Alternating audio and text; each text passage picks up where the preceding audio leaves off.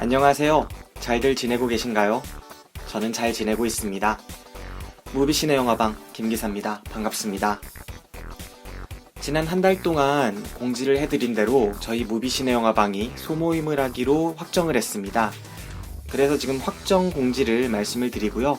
자세한 내용은 다음 115-2방에서 말씀드리도록 하겠습니다.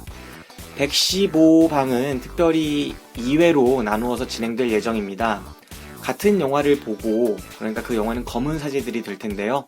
같은 영화를 보고 제기사팀과 그리고 또 제가 따로 방송을 진행해서 1부, 2부로 나뉘어서 업데이트가 될 예정입니다. 그 방송 제115-2방에서 저희 무비신의 영화방 소모임에 대한 확정 공지, 구체적으로 어떻게 하면 참여할 수 있는지 이런 내용들이 공지될 예정입니다. 그럼 여러분들의 많은 참여 부탁드리고요. 지금까지 사실 들어온 내용이 별로 없어요. 참여율이 지금까지 상당히 저조한데 일단 시작이 반이라고 먼저 시작하고 보면 되지 않을까 생각을 합니다. 여러분들 관심 있으신 여러분들의 많은 참여 부탁드리고요. 저희 무비신의 영화방 그럼 꾸준히 계속 잘 방송해 나가도록 하겠습니다. 오늘 방송 즐겁게 들어주세요. 그럼 본 방송에서 뵙겠습니다. 지금까지 김기사였습니다.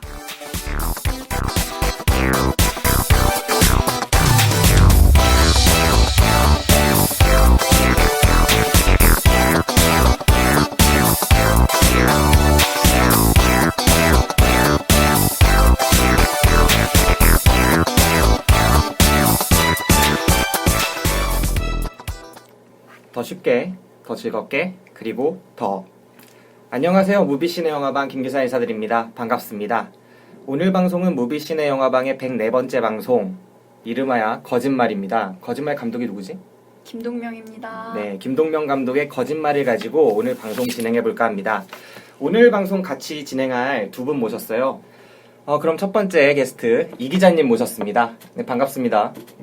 네, 안녕하세요. 저는 승리의 이기자에서 이기자인 사람입니다. 네, 이 영화를 정말 재밌게 봐서 제가 추천을 했는데 다른 분들은 어떻게 보셨나 모르겠네요. 네, 자기소개 끝이요. 네, 자기소개 끝났습니다. 네, 목소리 익숙하시죠? 나중에 찾아보세요. 네.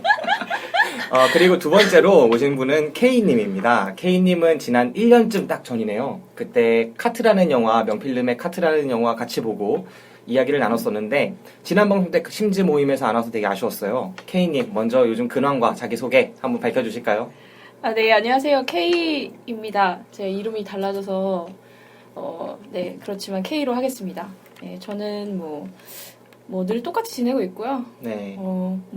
네, 가을을 맞이하여 열심히 감성에 젖어 살고 있습니다. 네. 그래요. 요즘 제일 많이 하는 생각이 뭐예요? 언제 취직하지? 네, 또 이름처럼 좋은 데 갔으면 좋겠고요. 그럼 본격적인 영화 이야기에 앞서서 예고편 듣고 오시겠습니다.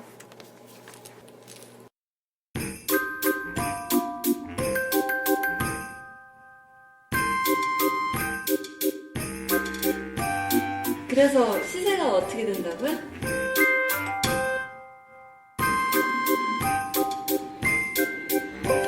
어떡하지? 제가 지갑을 집에 놓고 와서.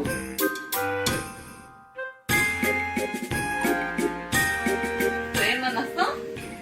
결혼 준비하느라고. 아영씨, 어디가 수산해?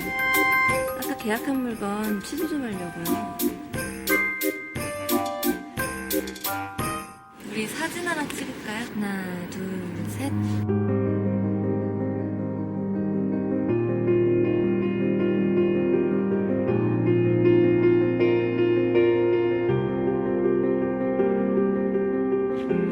이렇게 내 현실을 보니까 속이 시원해요. 이게 지금 다 망쳤잖아.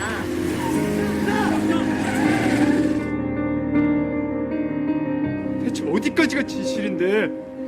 몰라요. 한번 맞춰볼래요?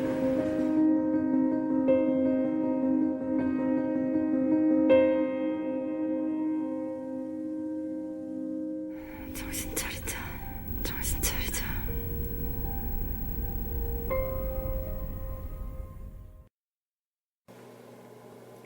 영화 소개. 네, 영화 소개하도록 하겠습니다.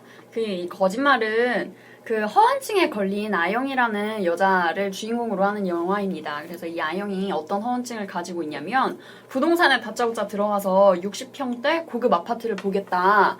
월세로 할 거냐 이러면 당당하게 매매로 하겠다. 그렇게 얘기를 하고 그다음에 기분이 안 좋으면 그 고급 외제차 그 매장에 들어가서 그 시승시까지 하는 그런 여자입니다. 그런 식으로 허언증을 심각하게 안고 있는데 그녀에게는 그래도 착한 남자친구 태호가 있죠. 그래서 이 태호는 그녀가 아무리 무슨 심한 말을 하든 거짓말을 하든 다 받아주는 키다리 아저씨 같은 역할을 하고 있습니다. 근데 이제 그 태호가 아영에게 그 결혼 프로포즈를 하면서 일이 꼬이기 시작하죠. 이 영화는 그때부터 그녀가 어떻게 파괴되어 가는지, 그 다음에 태호와의 관계는 어떻게 틀어지는지에 대해서 아주 치밀하게 그려나가는 영화입니다. 네. 이거를 이 기자님이 추천을 했잖아요. 네. 같이 보면 좋겠다. 네. 어떤 이유에서 이 영화를 추천했나요? 저는 이게 굉장히 공감을 할 수 있는 요소가 되게 많다고 생각을 했거든요. 왜냐면 이게 감독이 계속해서 얘기를 하는 것처럼 어떤 거짓말을 하고 내 안에 어떤 허영심을 가지고 있어서 거짓말을 하게 될 수밖에 없는 내 안에 허세라고도 하죠. 이 허세가 극단적으로 발현된 상태가 아영의 상태라고 생각을 하는데 이 부분에 대해서는 굉장히 많은 사람들이 공감을 할 수 있다고 생각을 했고 그다음에 이거를 개인적인 차원에서만 본다면 허언증에 대한 공감으로 볼 수 있지만 다른 측면에서 분명히 본다면 어떤 자본주의와 개인 간의 갈등 이라는 부분에 있어서도 분명히 가치가 있는 작품이라고 생각을 해서 제가 같이 보자고 추천을 했습니다. 그럴듯합니다. 네. 사실 저는 처음에 되게 낯선 분위기의 영화다라고 생각을 했어요. 그냥 전반적으로 익숙한 배우가 출연하는 것도 아니고 이야기 자체도 되게 현실적으로 있을 법하면서 우리가 경험하지 못한 현실이잖아요. 누군가가 그러고 살 수 있을 것 같은데 나는 그런 사람을 가까이서 본 적은 없는 되게 재밌었어요. 아까 말해주신 것처럼 부동산을 간다거나 뭐 물건을 산다거나 되게 색달랐는데 어떻게 보셨나요, K님은? 저는 일단 소재가 굉장히 끌려서 이제 리플리 증후군이라는 단어 자체가 좀 요즘에 좀 핫하기도 하고 뭐 최근에 어떤 드라마에서도 이 증후군에 걸린 여주인공이 나온 드라마가 있었죠. 그래서 저도 똑같이 이거를 굉장히 공감을 하면서 볼 수 있는 포인트가 분명히 있다고 생각을 해요. 그래서 이게 약간 현대인의 병이잖아요. 그런 거짓말병 같은 게. 그래서 저는 그런 점에 있어서는 굉장히 신선한 영화였다고는 생각을 해요. 신선한 영화였다고? 네, 저도 미리 말씀을 드리겠습니다. 저희 영화 되게 재밌게 봤는데요. 이따 비추 드릴 거예요. 비추 드릴 거고 네. 별점을 5개 만점으로 친다면 딱 한 2개 정도 줄 수 있을 것 같습니다. 너무하네요. 네. 그런데 사실 이 영화를 보는 내내 지루하지 않고 졸립지도 않았어요. 맞아요. 네. 이 소재가 진짜 되게 재밌고요.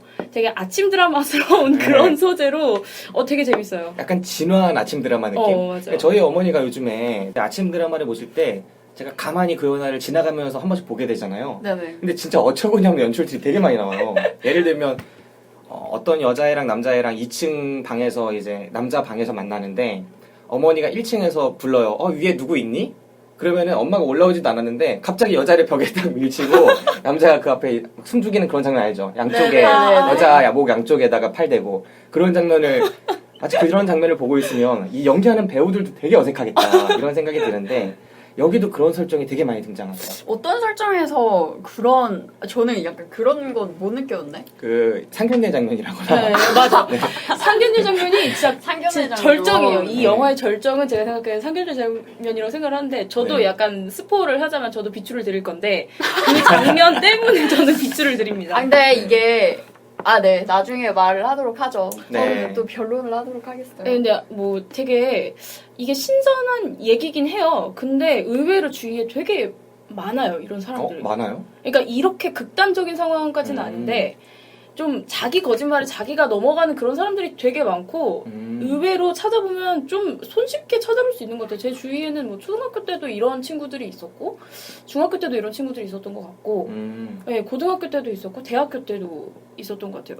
사실 영화를 보면은 이 초반부에 캐릭터가 확 오잖아요. 네네. 어떤 성격인지. 마치 아까 말씀해주신 그 부동산 장면도 그렇고 그냥 다짜고짜 전자제품이나 자동차를 보러 가서 정말 살 것처럼 해놓고 나중에 계약을 취소하죠. 근데 그때 정말 제일 좋은 고급스러운 그런 느낌으로 옷을 해가지고 가가지고 막 그런 일들을 하는데 사모님 대접을 받으면서 하는데 실제로 하는 일은 그 피부과였나요? 피부과에서 네. 여드름 짜는 일 하잖아요. 네, 그렇죠. 예, 정규직도 아니고 되게 가난하고 약간 찌든 삶을 사는 듯한 느낌. 그리고 집에 가면은 알코올 중독인 언니. 그리고 되게 뚱뚱하게 그려지죠. 무기력한 모습으로. 그 다음에 동생도 되게 무기력한 그런 백수 같은 느낌. 아, 동생은 고등학생. 예, 고등학생이라서 무능력한 그 백수가 아니라 이제 취업 취업을, 나가기 예. 직전에 아, 그럼 고등학생이에요. 뻥으로 그냥 대학생이라고 그렇죠. 한 거예요? 그렇죠. 고등학생 해가지고. 네네네. 아, 하여튼간 뭐 그런 식으로 되게 찌든 삶. 그리고 어머니는 어디에 결혼을 가 있는데 다른 집에 마치 자기가 오면 되게 창피해하고 안 만나주고 이런 모습들. 정말 이런 것을 벗어나고 싶어서 마치 거짓말을 하는구나처럼 여겨지는 그런 네네. 캐릭터였어요. 사실 저는 되게 재밌게 봤어요. 전반부 되게 몰입하면서 봤고 연출이 좋다는 생각은 안 했지만 예, 진짜 그런 생각은 아니지만 자극적인 소재잖아요. 그래서 쫙 쏠려 들어가더라고요. 근데 저는 이 여자의 직업이랑 이 여자가 처음에 만난 그 사람들의 직업이 굉장히 감독이 나름대로 생각을 많이 했다고 생각을 했던 게 이 여자도 서비스업에 종사를 하고 있고 네. 이 여자가 만나는 사람들 그다음에 이 여자한테 웃으면서 친절을 베푸는 사람들이 다 서비스직이에요. 아 그러네. 예. 예. 그러니까 자기가 파는 거죠, 서비스를. 근데 똑같이 그 자기가 어떻게 하면은 어떤 대접을 받을 수 있다는 걸 알기 때문에 그걸 똑같이 그 서비스직에 가서 사는 그런 거를 보면서 저는 이 영화가 진짜 약간 현대인의 그런 거를 그렸다고 생각을 했어요, 처음에는. 되게 공감이 가네요. 나는 그런 생각을 못하고 그냥 도시에 있는 되게 많은 직업들이다라고 생각을 했는데 생각해보니까 공통점이 서비스업이고 그리고 우리 주변에 서비스업이 제일 많잖아요. 그쵸. 제조업이나 뭐 여러 사무직이나 있다고 쳐도 서비스업이 진짜 많은데 그 서비스업들의 그런 면모를 잘 비춰줬네요. 네. 이게 감독이 딱 착안을 했던 게 피부과에 자기가 이용하던 그 피부과를 촬영을 했다고 하더라고요. 그래서 이거의 소재나 직업을 구상을 하게 된 계기가 자기가 이렇게 피부과에 누워 있잖아요. 그러면 사람들이 모두 다 아름다워지고 싶어하는 욕망을 가지고 있는데 그 욕망을 이렇게 하는데 그 모습이 뭔가 굉장히 자기적이고 굉장히 뭔가 허세에 가득 찬 모습처럼 느껴졌다고 하더라고요. 그러면 아까 그 K 씨가 말씀하신 것처럼 그러니까 이 피부과라는 것은 그런 어떤 허세? 내 안에 있는 허영이라는 그런 욕망 같은 게 집대성된 곳이기도 하고 그러면서 누군가 그러니까 그곳에서 여드름 짜는 분한테는 굉장히 엄청나게 사치스러운 대접을 받는 장소이기도 하잖아요. 그러니까 네. 그런 점에서 감독이 하지 않았나. 그리고 이 아영이라는 캐릭터가 굳이 이렇게 그런 행동을 하는 것도 자기가 그곳에서는 여드름 짜는 일을 하지만 밖에 나오는 순간 자기가 그곳에 누워있는 사모님들처럼 대접을 받고 싶어 하잖아요. 그래서 저는 어떤 그 아영이 그곳에 사모님이 두고 간 물품을 가져가서는 아 이거 되게 좋은 거라고 이러면서 굉장히 애지중지하면서 가지는 장면이 네 그런 의도를 가진 게 아닌가 하는 생각을 했습니다. 네. 영화가 사실 딱 보기 시작하면 중반까지는 아영이의 이야기가 나오죠. 그리고 이 영화가 본격적으로 변하기 시작하는 게 태호가 등장하면서 태호와의 관계 속에서 변하고 결국 그 관계가 또 나름의 클라이막스를 맞이하면서 정말 이제 3단 변화를 겪는데 사실 저는 그 앞에 말한 첫 번째 그 아영이의 이야기가 나올 때는 정말 흥미롭게 봤습니다. 네. 정말 재밌었어요. 우리나라에 나온 영화 중에 이런 소재인 영화가 아까 K씨가 말씀해 주시기로는 되게 흔하다, 막 쉽게 찾아볼 수 있다라고 얘기를 해주셨지만 저는 이런 영화 소재를 별로 본 적이 없는 것 같거든요. 일반적으로 우리나라에서 나왔던 영화들 가운데서는 아, 그쵸. 영화로는 네. 저도 처음 본 것 같아요. 익숙하지 않았고 그래서 저는 되게 재미있게 봤던 것 같아요. 그리고 배우도 연기를 되게 잘하더라고요. 네네네. 김꽃비 씨의 그 똥파리 때보다는 상당히 나이가 들었던데 그래 보이지 않았어요? 나이가 좀 드셨던데 일부러 더 그렇게 했던 것 같아요. 실제로 보니까 굉장히 얼굴이 젊고 어려 보였는데 네. 그 화장을 어떻게 하느냐에 따라서 되게 나이 들어 보이잖아요. 일부러 진짜 막 화장이 뜰 정도로 아주 건조하고 푸석푸석한 얼굴로 하면 사실 그런 화장을 하면 20살짜리도 늙어 보이는 건 매한가지거든요. 네. 그래서 일부러 좀 그러지 않았나. 근데 저는 드네요. 이게 이 화장이 되게 의도된 것 같다는 생각을 네네네네. 했던 게 뭐냐면 보통 이런 뭐라고 하죠? 이런 병? 네네네. 그러니까 그런 병적으로 그런 거에 집착을 하는 사람들의 경우에 대다수는 외면을 꾸미는 걸로 자기를 드러내잖아요. 근데 네. 이 여자는 그런 느낌의 여자는 아니에요. 그러니까 자기가 피부과에서 일을 하면서 화장을 하거나 옷을 예쁘게 차려입거나 근데 보면은 옷은 항상 영화에서 몇 벌 안 나와요. 이 여자가 입는 옷이나. 2벌 정도 나오죠. 아마 네. 이게 저예산이라서 조금은 저는 보면서 되게 그러니까 보통의 이런 여자들 같은 경우에는 외모로 그러니까 자기가 그런 가난한 그런 삶에서 벗어나고 싶다면 어떤 정말 돈 많은 남자를 만나려고 뭐 이렇게 막 꾸며서 뭐 꾸미고 자기를 이렇게 겉으로 드러나는 거를 되게 많이 꾸미는 반면에 이 여자는 그런 여자는 아니어서 저는 되게 흥미롭거든요. 그것도. 네, 이 여자가 사실 왜 이러고 살았을까 생각을 해봤는데 나는 해볼 때 나는 약간 그냥 스트레스 풀려고 그랬던 것 같기도 해요. 네네네. 왜냐면 자기가 부동산에 가서 그렇게 잘 사는 여자의 사모님인 것처럼 집을 계약할 것처럼 하고 나왔다가 돈이 없으니까 계좌 입금이나 뭐 이런 건 나중에 해줄게요 하고 취소하고 또 나중에 전자제품 가게에 가서 TV나 냉장고 같은 걸 주문해놓고 나중에 취소를 해버린다거나 이런 걸 할 때 보면은 결국 그 사람들한테 약간 피해는 가겠지만 그렇게 큰 피해를 입히는 건 아니잖아요. 네네네. 소비자의 뭐 있을 수 있는 걸 가서 진상짓을 네. 부리는 것도 아니고 네. 귀부인인 것처럼 하고 가서 그런 거 아니고 그냥 쉬는 시간에 나가거나 휴일에 나가서 자기 발품 팔아서 그러면서 스트레스를 푸는 듯한 느낌이 저는 왔어요. 근데 네. 그 취미는 사실 되게 흔한 거기도 해요. 왜냐면 이게 흔하다고요? 예, 흔해요. 왜냐면 스트레스 받으면 아이 윈도우 쇼핑하러 쇼핑을 하고 가잖아요. 가잖아요. 아 그래요? 네. 그렇죠. 그러니까 그런 경우가 이거를 있죠. 너무 스트레스 받는데 왜 공감을 쇼핑을 하러 가? 못하- 그러니까 쇼핑을 하는 게 자체가. 아니라 돈을 쓰러 가는 게 아니에요. 그냥 이렇게 많은 물건들을 보면서 그냥 그걸로 저절로 풀리는 사람들이 있어요. 그러니까 저도 약간 밖으로 일단 스트레스 받으면 나가는 편인데 네. 밖에 나가서 옷도 보고 내가 사는 거랑은 관계없이 그냥 옷도 보고 뭐 화장품도 보고 이러면서 그래서 불황일수록 립스틱이 잘 팔린다는 얘기가 그것 때문이거든요. 그러니까 가서 그냥 보다가 내가 살 수 있는 걸 사는 거예요. 근데 이 여자의 경우에는 이게 내가 마치 나의 그런 클래스를 대변해주는 그런 물건들만 보면서 그거를 실제로 구매를 하는 척을 해서 이제 이게 계속 커지는 거고. 되게 피곤하지 않아요? 쇼핑하면? 쇼핑하면 되게 피곤하기도 한데 이게 심리학적으로 있을걸요. 그래서 이거를 마케팅에서 그쵸. 자주 이용을 하는데 경제 불황일수록 그 다음에 스트레스를 받을수록 여자들이 나와서 그나마 윈도우 쇼핑이라도 하니까 그치. 네 그런 거를 굉장히 마케팅 쪽에서도 많이 이용을 그리고 한다고 합니다. 저는 면허가 없어요. 네. 근데 제가 항상 생각하는 드림카가 있거든요. 참으로 가요? 아, 차를 보러 가진 않아요. 근데 항상 매물을 찾아봐요. 진짜? 진짜 그 잡지가 있잖아요. 차 잡지. 네. 저는 이제 저희 삼촌이 그 차를 잡지를 매달 이제 구독을 하는데 저희 삼촌도 차를 사는 건 아닌데 네. 일단 이제 신형이 나오면 이렇게 봐요. 저도 이제 먹개너머로 보면서 면허도 없는데? 면허도 없는데 그 차를 내가 마치 살 수 있지 않아요. 저는 뭐 그죠 소득이 그렇게 많은 것도 아니고 그렇지만 그거를 보면서 아, 이 가격이 어느 정도구나. 이렇게 보거든요. 근데 이 여자는 그걸 실행으로 옮기는 거죠. 그러니까 대다수의 네, 사람들과 그쵸. 이 여자의 차이는 그거예요. 실행으로 옮기냐 안 옮기냐. 아, 그렇구나. 그렇게 볼 수 있겠구나. 저는 스트레스 받으면 공책이랑 펜 사러 가요. 소비할 수 있는 립스틱이랑 비슷한 거네요. 네, 립스틱이랑 비슷해요. 네. 그러니까 볼펜을 사러 사서 가거나. 그렇지. 그냥 좋아하는 포스트잇. 물품이 있으니까 그렇죠. 그거를 딱 이렇게 사러 가는 거죠. 하긴 저도 진짜 그렇게 보이더라고요. 그래서 저는 그 장면이 그래서 충격적이었어요. 이 여자가 처음에 쇼핑하는 외부 모습만 보여주다가 일터를 오프닝이 끝나갈 쯤에 보여줘요. 갑자기 딱 옷을 벗고 그치. 옷을 갈아입고 병원으로 들어가서 딱 여드름 짜는 데로 들어가서 앉죠. 방을 네. 문을 열고. 그리고 그 공간도 마치 옛날 영화에서 보면 막 중국에서 아편 피는 사람들 모여 있는 데처럼 되게 뭔가 음습하게 뭔가 그렇게 돼 있어요. 약간 뭔가 동떨어진 분위기 같이 약간 환상적인 분위기처럼.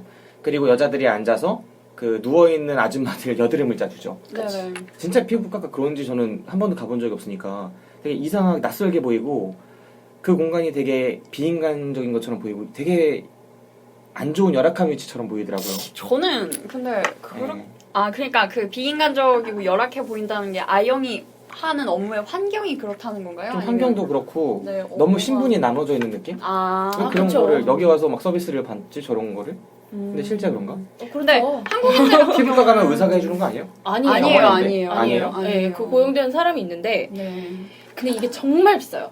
그리고 그 피부과라는 데 자체가 시간이 없으면 절대 갈 수 없는 곳이니까 그리고 관리를 받은 것과 안 받은 피부는 정말 다르고 그게 미용 목적이에요, 피부과가? 그죠 미용 목적이죠. 피부과 가는 거 자체 약을 사는 것 자체도 엄청 비싸요, 진짜. 그러니까 의사가 있는 다른 병원이랑 다르나? 외과, 그러니까- 내과랑 분위기가 다른가? 그러니까 그런 일반적인 피부과 같은 경우에는 피부 질환이 있을 때 이제 가서 받고 네. 거기에 딸려 있는 클리닉이 있어요. 피부 네네네. 클리닉이. 이제 이 여자 주인공은 그 클리닉에서 일을 하는 그런 사람인데 거기는 이제 뭐 여드름이 났다. 그럼 피부과를 가서 뭐 주사를 처방을 받거나 아니면 약을 처방을 받는 사람들이 있고 이제 뭐 관리를 더 받고 싶다 하면 이제 클리닉으로 가서 관리를 받는 거죠. 엄청 비싸요. 엄청 비싸죠. 그래서 얘는 그런 걸 소비할 환경도 아닌데 거기서 업무로 일을 하고 그리고 월급도 엄청 짜보여요. 그쵸. 나중에 얼마 네, 되지 네, 않는 네. 돈 때문에 중국집에서 밥 한 번 샀다고 통장이 비어가지고. 근데 그 중국집이 비싼 중국집이었던 거 아니에요? 근데 아무리 지나가서? 비싸도 그 남자친구한테 그 50만 50만 원을 원을 보내달라고 했으면 뭔가 50만 원어치를 먹었기 때문에 50만 원 확실히 하세요. 남자친구 아닙니다. 아닐까요? 태우는 남자친구가 아니잖아요. 남자친구예요. 그때 남자친구였어요? 왜 남자친구예요? 남자친구였어요. 네, 남자친구지만 숨기고 싶어 했던 거지. 남자친구인데 그렇게 해? 그러니까 어. 이 여자가 공감을 못했어. 그러니까 저는 이해가 안 가 사실 이 영화. 그러니까 저는 남자친구였단 말이야? 저는 네. 이 영화를 보면서 그러니까 저는 사실 그냥 모든 거를 다 어떤 사건을 보든 그렇긴 한데 네. 좀 뭔가 어떤 사건이 있으면 분명히 원인이 있을 거라고 생각을 하면서 봐요. 그래서 네. 이 여자도 대체 무슨 원인이 있을까? 저는 당연히 이제 정서적인 문제일 거라고 생각을 하면서 봤어요. 그래서 정서적인 문제죠. 나중에 엄마가 나오지만 엄마인데 그렇게 친밀한 관계가 아니고 계속 엄마를 찾아요. 이 여자 주인공은 전화를 해서 엄마 지금 뭐해? 이렇게 얘기를 네네. 하지만 엄마는 계속 거절을 하는 상태고 집에 찾아가도 만나주질 않고 그래서 굉장히 정서적으로 약간 좀 고립돼 있는 상태예요. 집에 들어가면 알코올 중독자인 언니가 있고 형부랑의 관계는 굉장히 친밀했던 것처럼 보이지만 지금 현재는 처해 있는 그런 현실 때문에 멀어져 있는 상태고 그러니까 답이 없는 집이에요. 이 여자는 어떻게 보면은 그러니까 정서적으로든 네. 경제적으로든 답이 없는 여잔데 그 남자친구는 정서적인 거를 채워줄 수 있는 남자예요. 그렇지만 또 경제적으로는 채워줄 수가 없어요. 그러니까 이 여자가 굉장히 갈망을 하던 건 제가 이 영화를 보면서 느낀 거는 이 여자는 아마 정서적인 부분에서 그게 됐으면 이렇게까지는 안 됐을 것 같은데 그러니까 막상 그 정서적인 부분을 채워줄 수 있는 사람이 나타났음에도 불구하고 이제 경제적인 게 안 되니까 이게 채워지지 않는 거죠. 그러니까 이제 남자친구한테 뭐 그런 식으로 한다거나. 근데 그거를 저는 정서적인 거랑 이 물질적인 거랑 나눠서 볼 수 없는 게 계속 이 여자의 상황은 상생을 하잖아요. 그쵸. 그러니까 이게 여자가 사실상 실질적 가장 노릇을 하고 있는데 왜냐면 엄마는 가정을 버렸고 그 다음에 동생은 남동생인데 아직 고등학생이고 이 언니는 알코올 중독이라서 그렇고 형부는 아무리 노력을 하려고 생활비를 꼬박꼬박 대긴 하지만 이게 밑빠진 독에 물 붓기라는 걸 알고 결국엔 손 털고 떠나잖아요. 그러니까 이 여자는 혼자서 모든 이 정말 동생도 언니도 꾸려야 되는 상황에 정말 혼자 놓여 있는 거죠. 그쵸. 그런 상황에서 느끼게 되는 어떤 정서나 외로움의 정서, 그 다음에 내가 벗어날 수가 없다, 내가 구원받을 구멍이라는 게 도저히 존재하지 않는다라는 절망감을 느낀 상태이기 때문에 이거는 뭐랄까 정서적인 거랑 물질적인 거를 나누어서 생각하기가 저는 어렵다고 생각을 해요. 그죠. 되게 맞물려 있죠. 저는 이 영화가 아까 제가 현대인의 병이라고 얘기를 드렸는데 그 혹시 영화 쉐임 보셨어요? 안 봤어요. 섹스 중독자 얘기를. 예, 그 제가 쉐임을 되게 좋아하거든요, 그 영화를. 근데 그 영화랑 이 영화랑 되게 맞닿아 있는 부분이 있어요. 둘 다 뭔가를 계속해서 갈망을 하는데 그거에서 채워지지 않는 뭔가가 있어요. 네. 근데 영화의 그런 퀄리티나 이런 거는 차치하고서라도 이제 그런 거를 다뤘다는 점에서 이 영화가 굉장히 좋은 시도였다고 생각을 하고 저는 그 집 되게 굉장히 좁잖아요. 네. 그리고 이거 냉장고를 사잖아요. 네네. 엄청 큰 냉장고. 근데 저는 이게 되게 상징적이라고 생각을 했었거든요. 왜냐면 그게 자기가 처해 있는 현실이랑 이상이랑 딱 그걸 보여주는 그런 갭 같은 느낌이었어요. 그러니까 그쵸. 분수에 맞지 않는? 이렇게 말하면 조금 그렇긴 하지만 이 여자가 감당할 수 있는 그런 현실과 이 여자가 원하는 그런 삶과 굉장히 큰 괴리가 있는 거죠. 나는 그게 거기서 이제 좋았던 점이랑 안 좋았던 점이 다 있는데 내가 볼 때도 이 주인공이 뭔가가 속이 공허하고 안 채워지는 게 있었던 것 같았어요. 그래서 자꾸 네네네. 소비나 이런 쪽으로 풀려고 하는데 실제로 그걸 할 수가 없으니까. 네네. 그러니까 어떤 사람은 실제로 많은 걸 사면서 그렇게 하는 사람도 있겠죠. 쇼핑 중독인 네네. 사람. 근데 이 사람은 자기가 좀 야무진 부분이 있는 것 같아요. 생활력도 있고. 그래서 쓰진 않는 거예요. 돈을 쓰진 않고 아이 쇼핑만 하는 거죠. 계속. 살 것처럼 하면서 즐기고. 그런데 분명히 그렇게 사는 사람인데 좀 아쉬웠던 건 까먹었어요. 너무 머리가 안 좋아. 근데 아쉬웠던 건 진짜 이 주인공이 그렇게 그러니까 집이 작잖아요. 네네. 집이 작아도 만약 집이 없는 것도 아니고 네. 또 분명히 이 사람이 수입이 아예 없는 것도 아니에요. 분명히 어느 정도씩은 다 갖추고 있는데 갑자기 급변한단 말이에요. 냉장고가 갑자기 오면서 네. 모든 상황이 갑자기 급변하더니 네. 이 사람이 컨트롤할 수 없이 막 급격하게 망가져요. 음. 그 병도 처음에는 저런 사람도 있겠거니 하고 봤는데 갑자기 막 병이 도지잖아요. 점점 이제 뻥의 수위가 높아지고 세지고 태호가 등장한 이후에는 걷잡을 수 없이 뻥의 수위가 가가지고 손을 떠나서 망가지는 모습을 보여주는데 근데 저는 너무- 그 장면을 좀 생각을 해야 된다고 생각을 하는 게 냉장고가 300만 원이었잖아요. 네. 그리고 이 여자는 태호의 청혼을 거절하려고 태호가 준 돈봉투를 거절한 상태였단 말이에요. 이 돈봉투를 거절하는 거 이 여자의 어떤 자존심이자 자기의 자존을 지키는 방식이었고 이 여자의 수입을 생각해보면 100만 원 중후반대란 말이에요. 많이 받아봐야. 근데 100만 원 중후반대로 그 집이 월세인지 자가인지 확실하지 않잖아요. 그런 상황에서 언니랑 동생까지 돌봐야 되면 이거는 정말 빠져나올 구멍이었단 그쵸. 말이에요. 그런 상황에서 300만 원짜리 냉장고가 왔고 태호의 돈을 썼고 근데 나는 이걸 갚을 능력이 없다라고 생각이 되면 단순히 이게 돈이 뭐 1, 20만 원의 문제가 아니라 자기가 빠져나갈 수 없다는 절망감이 엄청나게 크게 다가오는 거죠. 그쵸. 그러니까 사람이 오히려 무력해지면 아무것도 할 수 없게 되는 거잖아요. 우울해지면. 약간 그런 식의 맥락에서 급격하게 파괴되는 게 아닌가라는 생각이 전 좀 들었어요. 근데 저는 이 냉장고를 그 장치로 사용하는 게 굉장히 궁금해요. 그러니까 보통 저는 그런 집의 규모나 그런 경제력을 따져봤을 때 보통 사람들이 얘기하는 건 TV나 네. 소파 같은 그런 거잖아요. TV죠, TV. 예, 그러니까 소파. TV가 몇 인치냐, 뭐 어떤 TV냐, 뭐 지금 뭐 벽걸이냐, LED냐, 커브드냐, 뭐. 스마트 TV냐, 뭐 이런 네. 걸로 따지는데 굳이 그걸 냉장고로 한 게, 네. 그러니까 사실 그 냉장고가 그렇게 물론 비싸죠. 300만 원짜리 냉장고 비싼데 대다수의 평범한 가정이라면 있을 법한 냉장고예요. 그래서 저는 그 대사가 되게 인상 깊었는데 그 언니가 술 취한 거 보고 아 우리 제발 그냥 평범하게만 살자 이 얘기를 하잖아요. 근데 그래서 혹시 냉장고를 사용을 한 게 아닌가라는 생각이 좀 들기도 했고 이건 그냥 저의 억측이긴 합니다.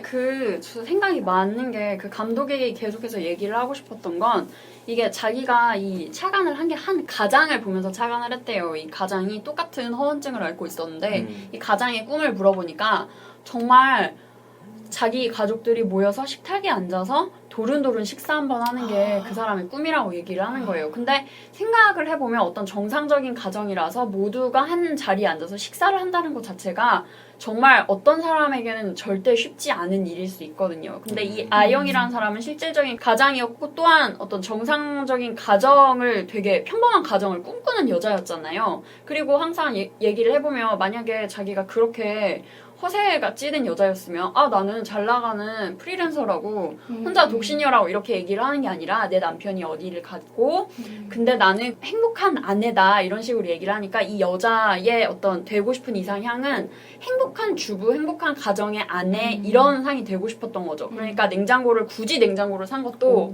그런 어떤 가정, 평범한 가정에 대한 향수? 근데 나는 그런 이게 게 아닌가 약간 싶었어요. 아까 말하고 싶었던 거였는데 너무 과도한 꿈을 꾸는 것 같아요. 그러니까 아, 이 여자가 이게 그냥 그게 평범한 것 같지가 않아요. 왜냐면 이 여자도 물론 답답하겠지만 집이 그런 상황이고 돈은 그거밖에 못 벌고 있고 그렇지만 꾸준히 자기가 벌면 어떻게든 살 수 있고 그런 상황이잖아요. 너무 극단적인 상황이 아니잖아요. 누나가 아파가지고 막 돈이 그렇게 많이 나가는 상황도 아니고 내 생각에는 그런 부분처럼 보이는데 자기가 꿈꾸는 건 막 말도 안 되는 내 생각엔 이건 절대 평범한 집이 아닌 집을 보러 다니고 평범하지 않은 물건들을 보는 것 같아요. 그 냉장고가 사실 이런 집에는 그 냉장고 되게 과하다고 생각하거든요. 그쵸 과하죠. 네, 근데 이게 나는 이런 집도 평범할 수 있는 집이라고 생각한단 말이에요. 우리가 생각하는 평범이 실제로 우리 사회의 평범하고 괴리되어 있는 것 같아요. 그러니까 우리가 상상하는 평범은 막 냉장고에 디오스 막 이런 거 전지현이 문 열어주는 그런 냉장고에 막 그 TV에 나오는 그런 집 있잖아요. 아주 깨끗하게 하얀색에 치장된 부엌에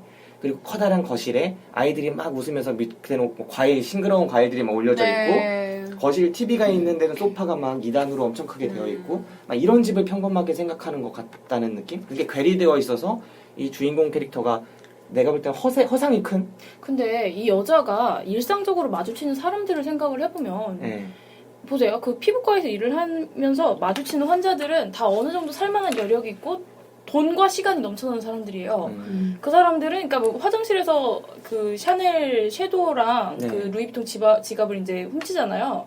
근데 이 여자는 그걸 훔치는 이유가 자기가 그걸 살 만한 여력이 되지 않는 사람이거든요. 이제 뭐 살려면 살 수는 있겠지만 어찌됐든 그런 소득과 그런 가족 관계를 봤을 때 살 수 없는 사람인데 매일 이제 일상적으로 마주치는 사람들은 그게 굉장히 당연한 사람들을 마주쳐요.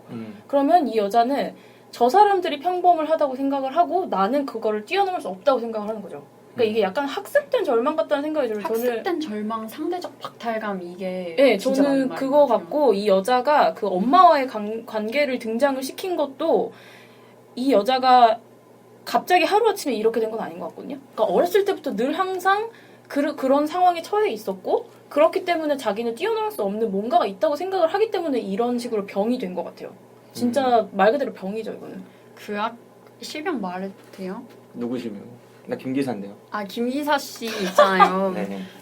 제가 한 가지 책을 읽었을 때 되게 흥미로웠던 부분이 뭐였냐면 그 우울증에 대한 책이었었거든요. 네. 근데 우울증에서 가장 무서운 게 뭐냐면 이거를 정말 꾸준히 어떻게 하면 희망이 보일 수도 있겠죠. 근데 우울하면 사람이 어떻게 되냐면 무기력해지잖아요. 그러니까 이 여자는 어떻게 계속 꾸준히 해서 뭔가를 이겨나가야겠다라는 것조차 보지 못할 만큼 이미 무기력해져 있는 그치. 상태인 거죠. 그렇죠. 그렇게 무기력해져 있는 상태에서는 그다음에 자기가 매일 마주치는 사람은 정말 극단적으로 행복해 보이니까 그 사람이 돼서 하루라도 살아보고 싶은 거죠. 남들도 내가 그 사람을 그 사모님들을 바라보듯이 남들도 나를 그 사모님으로 바라봐 주는 게 이 여자한테는 행복인 거죠. 저는 그래서 이 여자의 직업을 그렇게 설정을 한 것 같아요. 네. 나는 이 사람이 이성적으로 생각하면 어떤 캐릭터인지는 알겠는데 나는 사실 살아가면서 우울했던 적이 없거든요, 진짜. 그렇죠. 그러니까 내가 이해가 안 가요. 근데 심지어 남자가 아니라 여자잖아요. 네네. 그러니까 나는 더 이해가 안 가는 거예요. 왜 아. 이러지? 왜냐면 얼마 전까지 뭐 1년? 2년? 뭐 이 정도 전에는 다 백수였고 소득도 낮았는데 이 사람은 그때 나에 비하면 소득도 훨씬 큰 것 같고 물론 어머니 뭐 이렇게 그런 가정 환경이 있겠지만 그보다 더한 사람들도 되게 꼰대 같은 말이다. 근데 제가 얼마 전에 옛날 기사긴 한데 얼마 전에 읽었어요. 그 한겨레 21에 옛날에 그 누구죠? 그 기자 이름이 뭐였지? 아무튼 그 모 기자가 이제 르포식으로 해서 그 서울의 한 영구 임대 아파트를 르포 형식으로 해서 130가구 정도를 이제 관찰을 해서 쓴 르포였는데 네. 저는 그걸 보면서 굉장히 저도 사실 그런 삶이 있다는 거를 잘 몰라요. 왜냐면은 자기 보면 주변에 다 비슷한 사람들밖에 없잖아요. 네. 그러니까 저도 그런 기사를 보면서 진짜 깜짝 놀랐던 게 뭐냐면 그중 한 명이 20대에 이제 영구 임대 아파트에 살고 있는 여자를 인터뷰를 했는데 자기 주변에는 자기한테 희망을 줄 수 있는 어른들이 하나도 없었대요. 어렸을 때부터.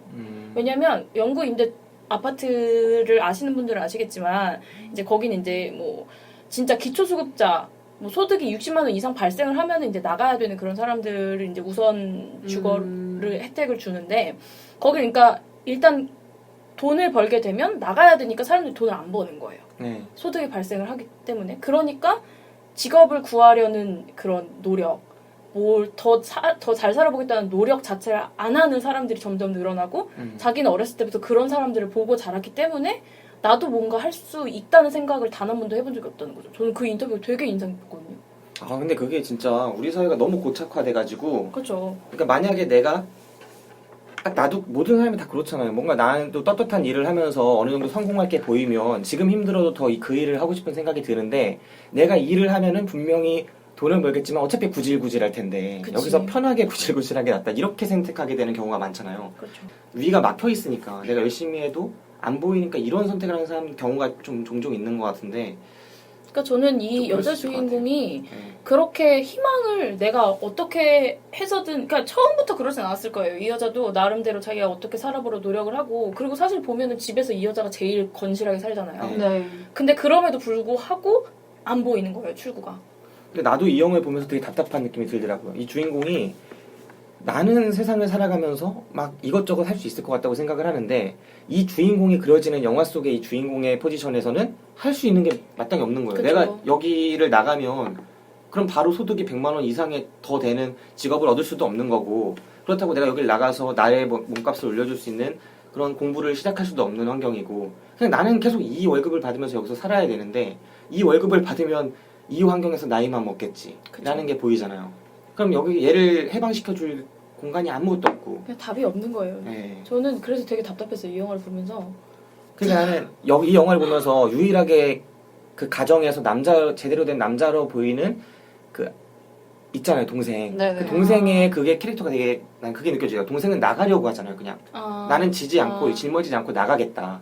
근데 어떻게 보면 그게 답인데 이 주인공은 나갈 수 있는 환경이 아니에요.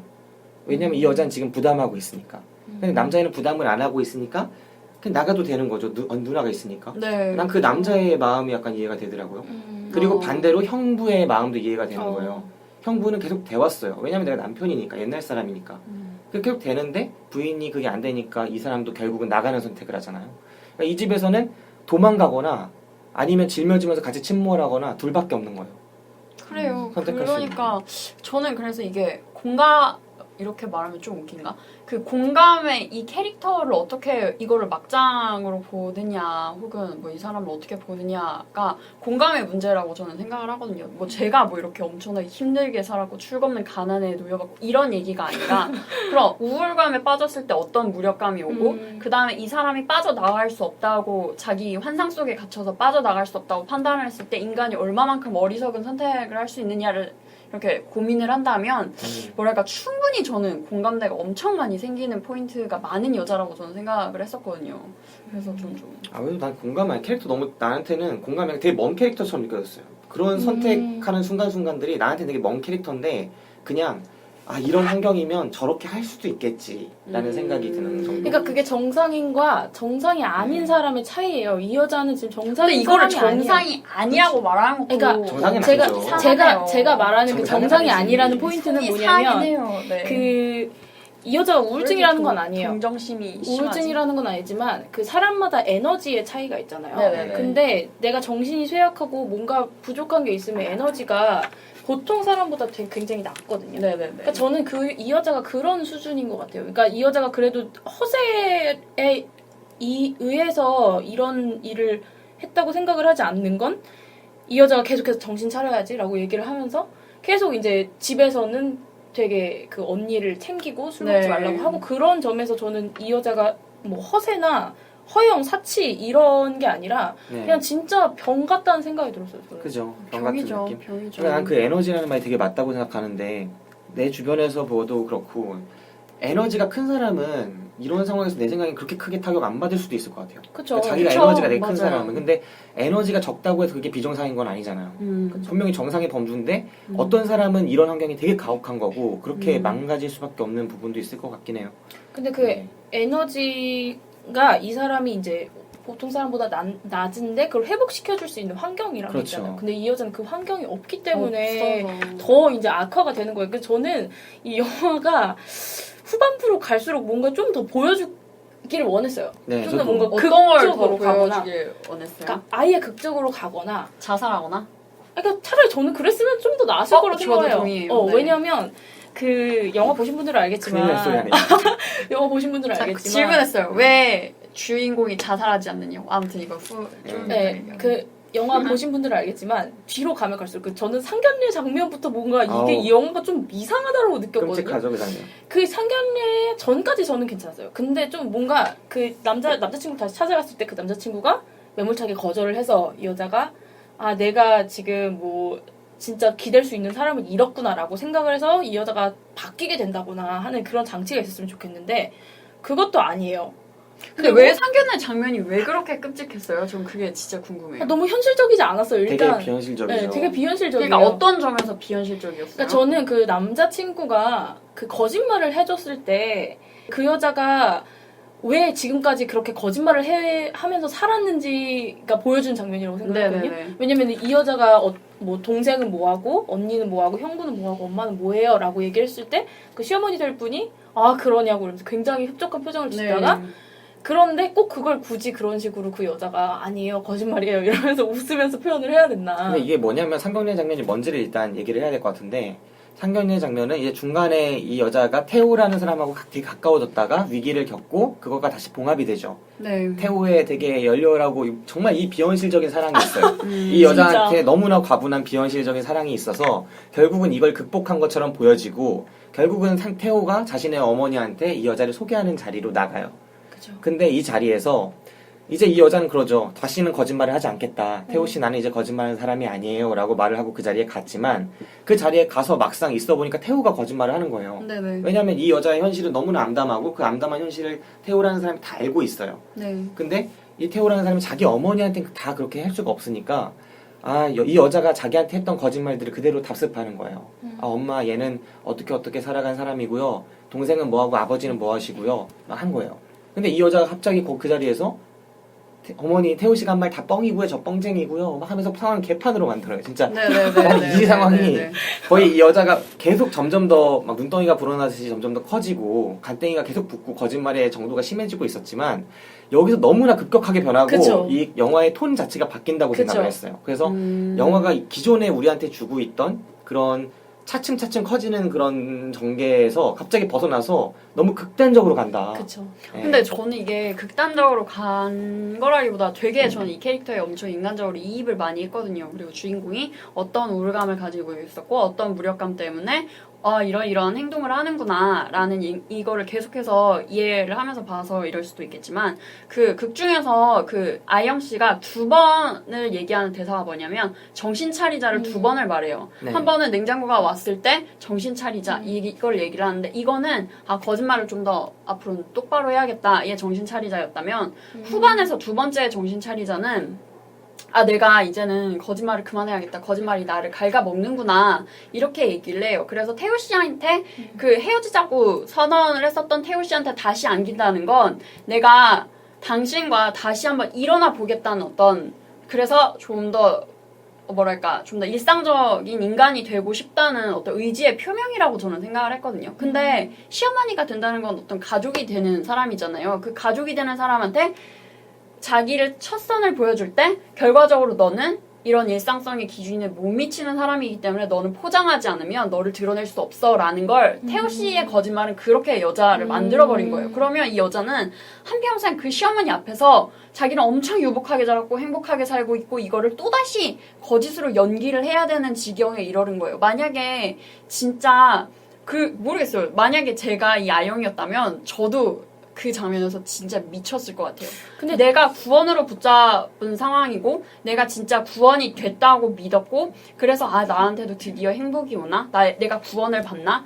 라고 생각을 했는데 그 구원이 결과적으로 나를 또 다른 거짓말을 수렁으로 밀어 넣는 구원이었다면 그게 구원이 아니잖아요. 또다시 파멸이잖아요. 나는 이게 되게 자의적으로 느껴진 게 예, 그쵸. 그러니까 이 사람이 약간 두 번의 정신 차리자를 그렇게 해석한 게 아니라 난 반대로 해석했어요. 그러니까 두 번의 정신 차리자는 난 똑같이 느꼈는데 이 여자가 극단적인 위기의 순간에 몰리는 거예요. 그럴 때 이걸 어떻게든 해결해야 돼. 이게 이거를 어떻게든 봉합해야 돼. 내 삶이 완전히 박살날 수 없어라는 그런 뜻에서 정신 차리자라고 한 것 같아요. 예, 저도 이렇게 느꼈거든요. 그렇게 느꼈기 때문에 왜 당황스러웠냐면 이건 구원 같은 그런 거창한 게 아니라 그냥 그 상황을 더 낫게 만들어줄 수 있는 선택이었던 것 같아요. 태호랑 상견례에 나갔고 그러니까 왜냐면 태호랑 잘 되면 지금 상황보다 조금 더 나아질 거고 지금처럼 나이가 거짓말하는 것보다 나을 거니까 그렇게 갔다고 생각을 했는데 거기서 더 나아지는 선택을 했으면 됐거든요. 이 여자는 계속 이제까지 더 나아지는 선택을 위해서 거짓말을 했는데 그게 뒤엉켜가지고 더 안 좋아진 것 뿐이었는데 여기서도 더 좋아지는 이제까지의 패턴대로 더 좋아지는 선택을 했다면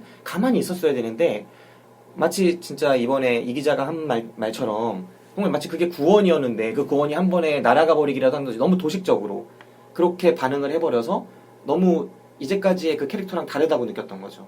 갑자기 미쳤구나. 그러니까 왜냐면 이제까지도 미쳐 있었지만 이제까지 이해할 수 있는 미침이었다면 이건 진짜 또라이가 된 거예요. 저는 영화 흐름에서 이게 굉장히 벗어났다고 생각을 했어요. 그러니까 그런 일말의 뭐라 그러죠? 뭐 전개, 위기 절정 이렇게 있을 때 만약 이거를 절정의 장치로 썼다면 저는 실패라고 생각해요. 왜냐면 흐름을 완전히 산통을 다 깨는 그런. 저는 그 아영이 미치는 장면까지는 진짜 이해를 했거든요. 아영이 미쳐서 막 아니에요 어머니 이러는데 그 어머니가 네가 뭐 내 아들의 인생을 망치겠구나 이런 대사를 한 거는 정말 약간 그렇게까지 가는 거 좀. 예. 전 그 시어머니의 반응이 오히려. 그 시어머니 그럴 수 있죠. 그럴 수 있는데. 당연히 그럴 수 있지. 그럴 수 있는데. 나라도 그랬어요. 그럴 수 있는데. 진짜. 네네네. 그럴 수 있는데 그게 굉장히 아침 드라마 진짜 막. 그러니까 그래. 느껴졌기 때문에. 그런 식으로 되게 뭔가 극화된 듯이 그 시어머니가 반응을 하잖아요. 그리고 태호 씨의 반응도 뭔가 그동안 뭔가 봐왔던 뭐 지쳤다고 아니에요. 볼 수도 되게 있겠지만. 아니요, 되게 합리적이에요. 왜냐면 내가 느낀 건 내가 그 아 근데 태우라는 애쉬랑 애랑 저희 느낀 게 똑같았어요. 태우는 합리적인 사람이 아니에요. 아니 뭐냐면 어. 이제까지는 아까 내가 그랬잖아요. 그 전까지의 이 여자는 내가 공감할 수는 없지만 이해할 수 있는 사람이었다고. 내 생각엔 태호랑 나의 감정선이 같았어요. 네네네. 이 주인공인 태호도 이 여자를 완전히 공감한 건 아닌데 이 여자를 좋아하고 이해할 수 있었다고 생각해요. 그렇기 때문에 이 여자를 계속 지지하고 또 사랑한다고 그러고 막 그랬는데 그 장면에서 그렇게 미쳐 여자 또라이 짓을 할 때 자기 엄마한테 나는 이 여자가 이제 이해할 수 없고 완전 또라이로 가는구나라고 느꼈고 태우도 그렇다고 생각했어요. 그러니까 태우가 거기서 그러잖아요. 야 이 욕하면서 미친년아. 미친년아 그랬나?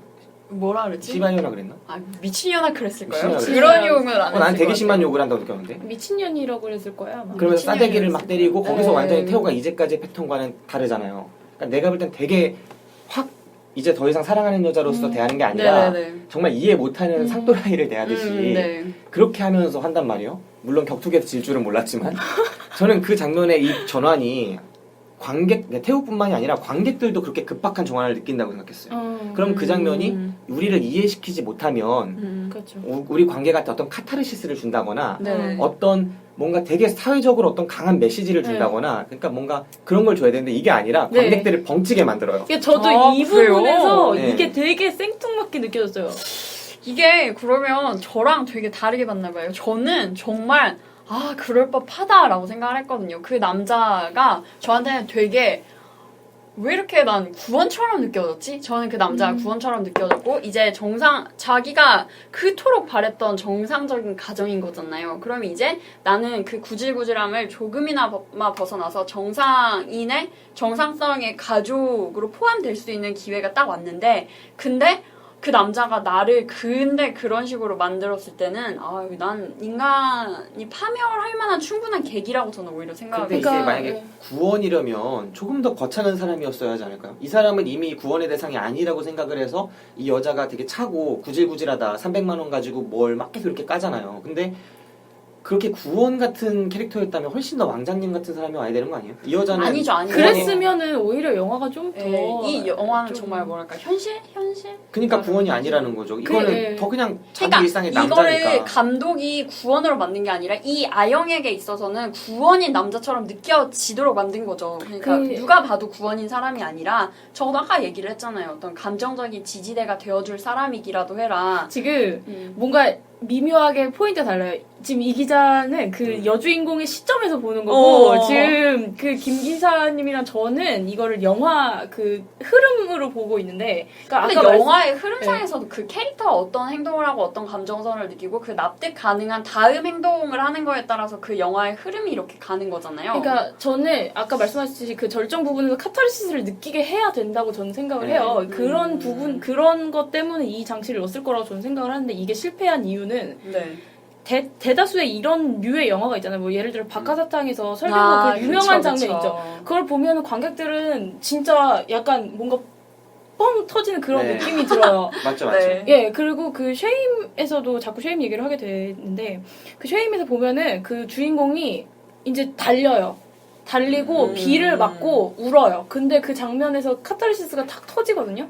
그게 굉장히 잔잔하고 그런 장면이지만 뭔가 지금까지 억눌러왔던 그런 감정이 확 터지는 그런 게 있는데 만약에 이 영화에서 그 부분이 그런 장치로 쓰였다면 저는 이건 실패했다고 생각해요. 네, 저도 케이님 말에 되게 동의를 하는데 저는 이게 영화적으로 완전히 실패한 작품이라고 생각을 해요. 이게 영화적으로 이게 성공할 수 있으려면은 그러니까 앞에 있는 설정이나 소재나 끌어가는 거 다 좋았어요. 전반부에서 네네네. 캐릭터는.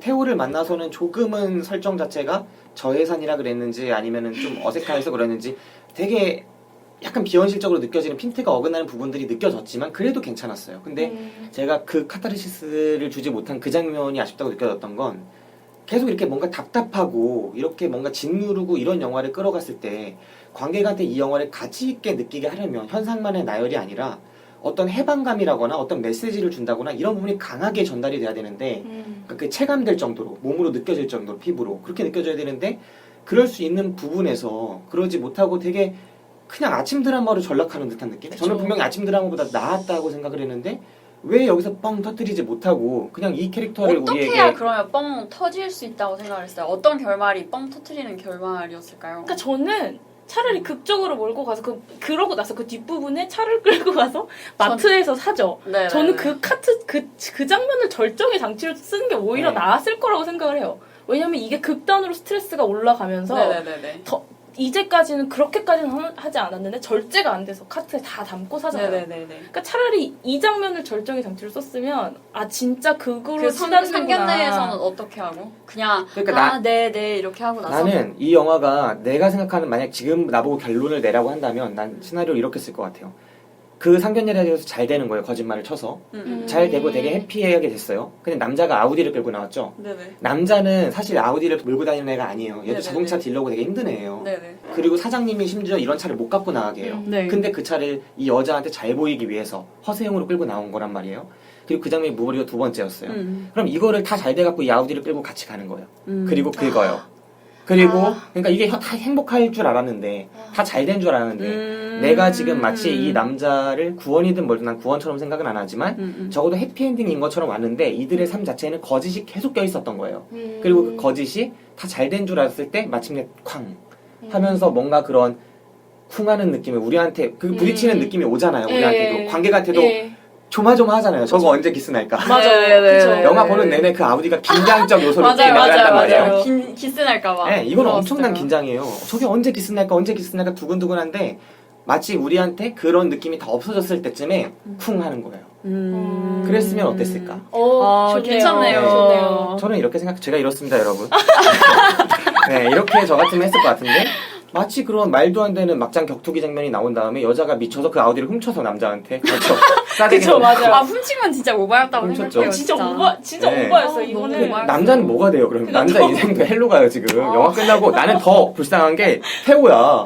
진짜. 태호는 정말. 그렇게 영화 속에 잘못한 게 하나 없는데 진짜 웃기다. 태호의 잘못은 멍청했던 거라고 저는 생각해요. 아니 저는 태호가 사실 네. 처음 등장했을 때 되게 양아치라고 생각을 했어요. 저도 약간 그런 생각을. 양아치고 이 여자가 거짓말 하는 거를 그러니까 이 여자가 그 운전 학원에서 운전 연수를 하면서도 계속 거짓말을 하잖아요. 근데 그 남자가 이제 그 운전하고 선생님이라고 해야 되나? 네네. 그 선생님이 이제 그런 식으로 하니까 이 여자가 되게 화를 내잖아요. 네. 그러니까 남자친구한테 똑같이 그랬을 거라고 생각을 하고 이 남자친구도 그런 부분에서 이 여자를 자꾸 이렇게 결혼하자고 하고 한 거 아닌가라고 생각을 했는데 여자 좀 어떻게 해보려고 내 생각에. 그렇게 네. 해보려고 네네. 했는데 오히려 이 남자 주인공이 정말 네. 비현실적인 신화적인 인물이었죠. 왕자님이죠. 그래요. 신화적인 인물이니까 네. 이 여자한테는 구원으로 나 왜 이렇게 그 남자가 되게 구원같이 그냥 느껴졌지? 제 구원이에요. 저는 그 구원인데. 상견례 장면에서 구원 계속 얘기를 하지만 저 근데 납득이 여자- 상당히 됐다고 나는 근데 생각해요, 이게 우리가 볼 때는 얘한테 구원인 건 알겠는데 이 캐릭터 자체가 구원이라고 느낄 캐릭터는 아니었다고 생각해요. 저는. 그쵸. 네. 이 캐릭터한테 이렇게 막 구원이 짜자자자 왕자님 이렇게 오는 것 자체는 말이 안 되죠. 네, 그러니까 내가 이해가 안 되는 거예요. 이 캐릭터한테는 그 남자가 구원이 아니고 그런데도 이 여자가 그 자리에 가서 마치 구원이 사라진 양 했다는 게 너무 도식적이라는 거죠. 이 남자가 거짓말을 하는 걸 이 여자는 충분히 이해할 수 있는 상황이라고 저는 생각을 했는데 갑자기 마치 이 남자가 구원인데 거짓말을 해서 이 구원이 사라졌고 나는 갑자기 구원해서 나라까지 떨어졌고 이런 이 것처럼 여자가 에너지가 없는 상태였잖아요. 네. 난 왜 이렇게 납득이 되는지 모르겠어요. 이 아니, 여자 캐릭터가. 납득이 안 나였으면 가는 이렇게 건 아니에요. 행동했을 것 같아요. 이게 납득이 안 가는 건 아닌데 내가 그 전까지 이해를 하면서 보고 있다가 갑자기 이해하지 못할 상황으로 바뀌니까 이해가 안 되는 거죠. 네, 이건 우리가 조금 다르게 보는 걸로. 네, 네. 뭐 그런 부분이 공감을 있었어요. 짓고. 그리고 아까 뭐 얘기했듯이 네, 저는 이 영화를 보면서 감독이 남자일 거라고 생각을 했거든요. 저도 남자일 거라고. 왜 생각해요. 그렇게 생각했어요? 저는 이 여자를 그리는 게 일단 샤넬백이 등장을 해요. 그리고 샤넬 섀도우가 등장을 하고 그 장치 일련의 장치가 굉장히 좀 아마추어 같다는 생각이 좀 들었어요. 아마 여자의 허영을 그리는 장치가 굉장히 아마추어 같다고 생각을 했고 그죠. 나라면 그렇게 그렸을 거예요. 저는 저라면 그렇게 안 그렸어요. 네, 그럴 것 왜냐면 같아요. 네. 그 보면은 그 피부과 간호사들이라고 해야 되나요? 네네네. 그 사람들이 나중에 눈치를 채잖아요. 거짓말이라고. 근데 여자들은 알아요. 그래요? 그래요? 여자들은 알아요. 이런 식으로 하고 다니면 저 여자가 되게 굉장히 현실적으로는 그렇지 않은데 허세를 부리겠구나라는 걸 알아요. 나는 이거 되게 비현실적이라고 생각했는데 그 여자들이 같이 일하는 사람들의 그 공동체 같은 것도 몇 장면 의미심장하게 등장하잖아요. 지금 말해주신 장면은 이 여자가 그 피부과에서 다른 사람들이랑 안 어울려요. 비슷한 처지와 환경에 있는 사람들일 수 있겠는데 네. 같이 안 어울리고 이 여자는 계속 약속 같은 거 빼고 밖으로 나가서 막 허영심에 깃든 아까 말씀드린 허영심에 깃든 건 아니고 스트레스 풀러 그런 네네네. 것들을 하러 다니죠. 그러다가 딱 결정적으로 등장하는 장면이 이 여자가 차를 보러 또 가요. 외제차를 보러 가는데 그 장면을 다른 같이 일하는 간호사한테 걸리는 거죠. 그리고 나서 이야기가 퍼지고 그러면서 이 여자의 자꾸 행동들이 이상하게 여겼던 것들이 한두 번씩 거짓말인 것처럼 의심하고 이 여자가 하는 말들을 그런 장면들이 등장하다가 갑자기 어느 순간 다른 사람들이 다 이 여자가 하는 말은 안 믿고 왕따시키고 이렇게 변한단 말이에요. 네네네. 나는 근데 그걸 어떻게 알지? 라는 생각을 했어요. 일단 저도 어떻게 알지? 라고 생각했어요. 네. 어긋나는 부분들이 있어요. 그러니까 감이란 게 있잖아요. 근데 코난이야? 다? 어떻게 알아 그걸? 이렇게 보세요. 생각을 해보세요. 상식적으로 그 샤넬백이 얼마인지 아세요? 백화점 가로 600만 원, 700만 원. 오, 진짜 와, 600만 원. 그렇게 600만 비싸요? 원, 700만 원 정도 와. 하는 샤넬백이에요. 예. 근데 저는 이것도 굉장히 나름대로 감독이 신경을 썼다고 느낀 게 영화에서 계속 그 백만 들고 다녀요. 근데 일반적으로 그 백은 사람들이 일상적으로 들고 다니는 백이 아니에요. 굉장히 결혼식을 갈 때 매거나 예물로 받는 그런 백이거든요. 그러니까 약간 박물관에 있는 그런 거 같은 거예요? 아, 그런 왜 건 가방을 아닌데. 샀는데 왜 안 들고 다녀? 왜냐면 굉장히 비싸요, 일단. 그러니까 그게 약간 샤넬 2.5라는 게 약간 뭐랄까 그런 여자들의 그런 뭐 허영과 사치에 약간 그런 것처럼 된. 근데 영화 그런 속에 것들이- 샤넬 가방이 나와요? 네, 나와요. 계속 보여줘요. 이렇게 아, 지갑을 꺼낼 때도 샤넬 그게 로고를 샤넬 가방이에요, 보여주고, 그게? 네, 아. 샤넬을 보여주고 그 섀도우도 샤넬이죠. 네네네네. 그 여자는 그리고 마지막에 그 짐 싸갖고 나갈 때 그 간호사한테 주면서 이거 되게 이거 좋은 거예요. 되게 좋은 샤넬이에요. 거예요. 이렇게 얘기를 그게 하잖아요. 얼마인데 그게 난 미치다고 생각한 게 그게 얼마길래 그래? 그 섀도우는 얼마 안 해요. 섀도우는 한 6만 5만 원 할 거죠. 6만 원, 7만 원 정도 그래, 하고 그러겠지. 그 백이 이제 그 정도 되는데 상식적으로 생각을 해보세요. 600만 원, 700만 원짜리 그런 백을 가지고 다니는 여자가 피부과에서 압출을 맞네. 하겠어요? 그죠. 근데 여자들은 알거든요. 그리고 그 여자가 들고 다니는 그런 물건들이 굉장히 상징적인 물건들이에요. 그래서 저는 이 감독이 여자 감독일 거라고는 생각을 못했어요. 그럼 여자 감독은 어떤 여자를 그려내야 된다는 거예요? 저는 약간 그게 오히려 주인공을 여자로 내세웠잖아요. 근데 여자들이 그런 우울증에 되게 취약하다고 얘기를 하잖아요. 그러니까 그런 식으로 해서 여자 주인공을 캐스팅해서 이런 식으로 갖고 자기가 어느 정도 뭐 공감하는 부분이 있었겠구나 심리를 그려낼 때 자기가 공감하지 않고서는 뭐 못 그리는 그런 포인트들이 있겠다 이런 생각을 했었거든요. 근데 그게 글쎄요. 그게 아니야, 왜 지금 남자 보니까 감독일 여자 거라고 감독이 맞는 생각했어요? 것 같아요. 왜냐면 저 지금 지금 말하다 보니까 좀 가방 같은 거 막 얘기했잖아요. 소품 같은 거. 네네네. 나 이거 하나도 못 잡았어. 이건 분명히 그래요? 이거는 그런 걸 아는 사람이 찍은 거고. 근데 남자들도 또 하나가 더 있어. 뭐냐면은 태호 캐릭터가 남자는 상상할 수 없는 캐릭터예요. 남자라면 그런 남자 캐릭터를 못 넣어요. 뭔지 알겠어. 태호랑 근데 이게 지금 되게 양면적으로 볼 수 있는 것 같아요. 저는 이걸 보면서 그 허세로 느낄 만한 그 장치들이 다 굉장히 남자들이 보는 도식적인 여자들의 그런 그런 것 느낌이라고 때문에 생각해요. 생각을 했는데 저도 그렇게 생각했는데. 오히려 이게 거짓말을 들킬 수 있는 장치로 썼다면 여자 감독이었을 것 네, 같아요. 맞네. 네, 그랬을 것 같아요. 그러니까 여자들은 미묘한 걸 캐치를 하죠. 왜냐면 다 샤넬이고 루이비통도 딱 그 루이비통의 그 사람들이 생각하는 상징적인 물건인데 네네네. 사실 진짜 돈 있는 사람들은 그 루이비통에서 그런 거 안 사요. 그러니까 비싼 그렇다고 거 사죠. 하더라고요. 이거 만약 남자 감독이었다면 그 부분에 설명을 더 했을 거예요. 그쵸. 왜냐면 난 못 알아들으니까. 나 같은 남자애들이 되게 많은데. 그런 네. 거 같네요. 왜냐면 남자가 이걸 샤넬백이라는 건 이해했다면 어느 정도 상징제가 되지 않았어요? 누구나 약간 샤넬백이다 이러면 뭐 그 백이 어떻게 생겼는지는 몰라도 그냥 샤넬백, 샤넬 마크만 봐도 이게 어느 정도 그러니까 사치제구나 내 말은 전해지잖아요. 그 샤넬백이 어차피 내가 샤넬백인지 몰랐지만 비싸 보인다는 건 알았어요. 근데 내가 하는 말은 이 여자들 같이 일하는 공동체에서 이 사람이 그런 사람이다라고 알아채게끔 자연스럽게 읽히게끔 여자들은 그렇게 느낄 수 있을지 모르지만 남자들은 그런 거기서 그려진 것만으로는 상상도 못했어요 저는. 근데 그런가요? 네, 그러니까 남자들은 이런 사회에 익숙하지 여자들이 않으니까. 그거를 눈치챈 게 그 어떤 가방 때문에 눈치챈 게 아니라 그러니까 그런 일련의 거짓말들을 이제 조합을 하다 보니까 계속 처음부터 의심을 하는 간호사 한 명이 근데 결혼을 하는데 왜 피부과는 왜 계속 다녀? 이렇게 물어보잖아요. 그렇죠. 그러니까 외제차를 타고 샤넬백을 들고 다니고 샤넬 뭐 화장품, 지갑 이런 것도 다 명품이에요. 그런 여자가 왜 피부과를 다니겠어요? 그러니까 내 입장에서는 이런 거를 결국은 관객 일반이 다 알 수 있게끔 남자가 반응 될 테니까 알 수 있게끔 더 설명이 필요했다고 생각하지만 관객이 여자니까 감독이 여자니까 자기가 이해되는 것만 딱 자기는 당연히 이해되니까 설정을 그렇게 넣어놨으면 당연한 거지라고 생각하면서 전개를 해서 나 같은 사람들은 너무 급박하게 느낀 것 같아요. 그러니까 나는 그 여자가 저 사람 말하는 거 약간 뻥이라는 식으로 얘기를 할 때마다 그게 되게 붕 뜬다고 생각했거든요. 근데 여기가 저도 좀 김전일이야? 다소 코난이야? 막 이렇게 생각했어요, 느꼈어요. 저는. 그럼 어떻게 그래요? 알아? 네, 그게 그러니까 모두에게 엄청나게 보편적인 그런 건 아니었다고 그래요? 저는 근데 저는 이 여자도 이 여주인공도 어떻게 보면 되게 몰라요. 이걸 모르는 채 그거를 모방을 하고 싶은 거예요. 그러니까 그런 굉장히 상징적인 물건들만 사람들한테 보여주고 내가 이런 사람이다 이렇게 보여주는데 난 K가 다시 보이는데? 되게 그런 아, 걸 그래요? 문화를 잘하네.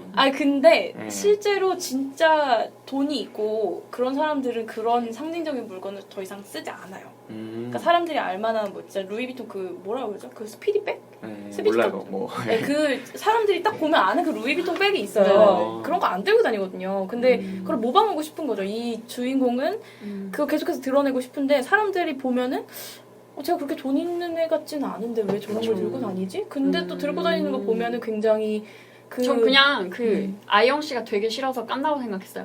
네가?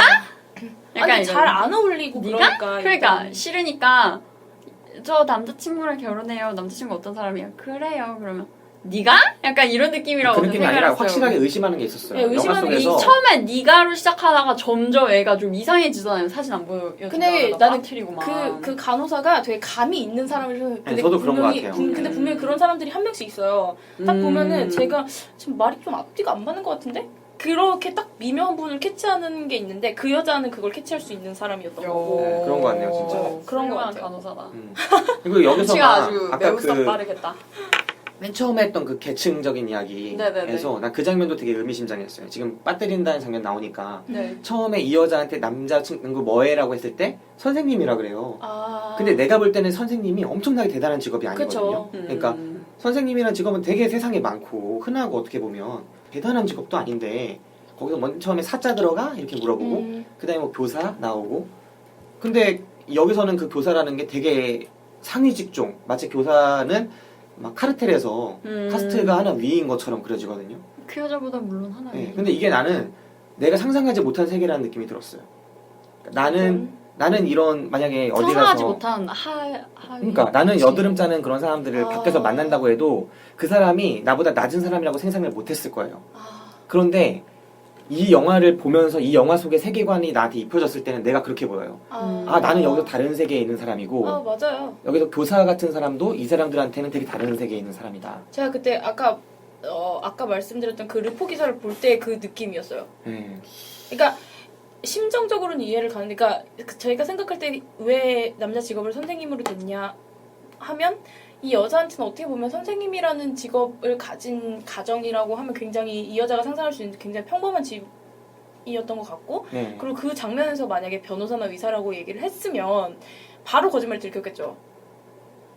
그래서 머리를 썼을 것 같다는 생각도 들어요. 거짓말을 하면서 이 여자가 이거는 좀 오반가? 라고 생각을 하면서 그렇게 했다고. 그러니까 이 여자가 제가 생각하기에 그렇게 멍청한 여자는 아니에요. 멍청한 거짓말. 항상 생각을 하면서 거짓말을 하는데 네. 그 부분이 들키는 거죠. 생각을 하는 그 순간순간이 굉장히 꾸며진 듯한 느낌이 드니까. 근데 진짜 실제로 주변에 보면 잘 보세요. 거짓말을 하는 사람들이 있어요. 거짓말을 하는데 어느 순간 그게 탄로가 나게 되거든요. 네. 왜냐면 말이 앞뒤가 안 맞는 상황이 벌어져요. 그런 부분은 이제 미묘가 캐치하는 사람들이 아까 말한 그 간호사 같은 사람이고. 대단하네. 네, 그런 거죠.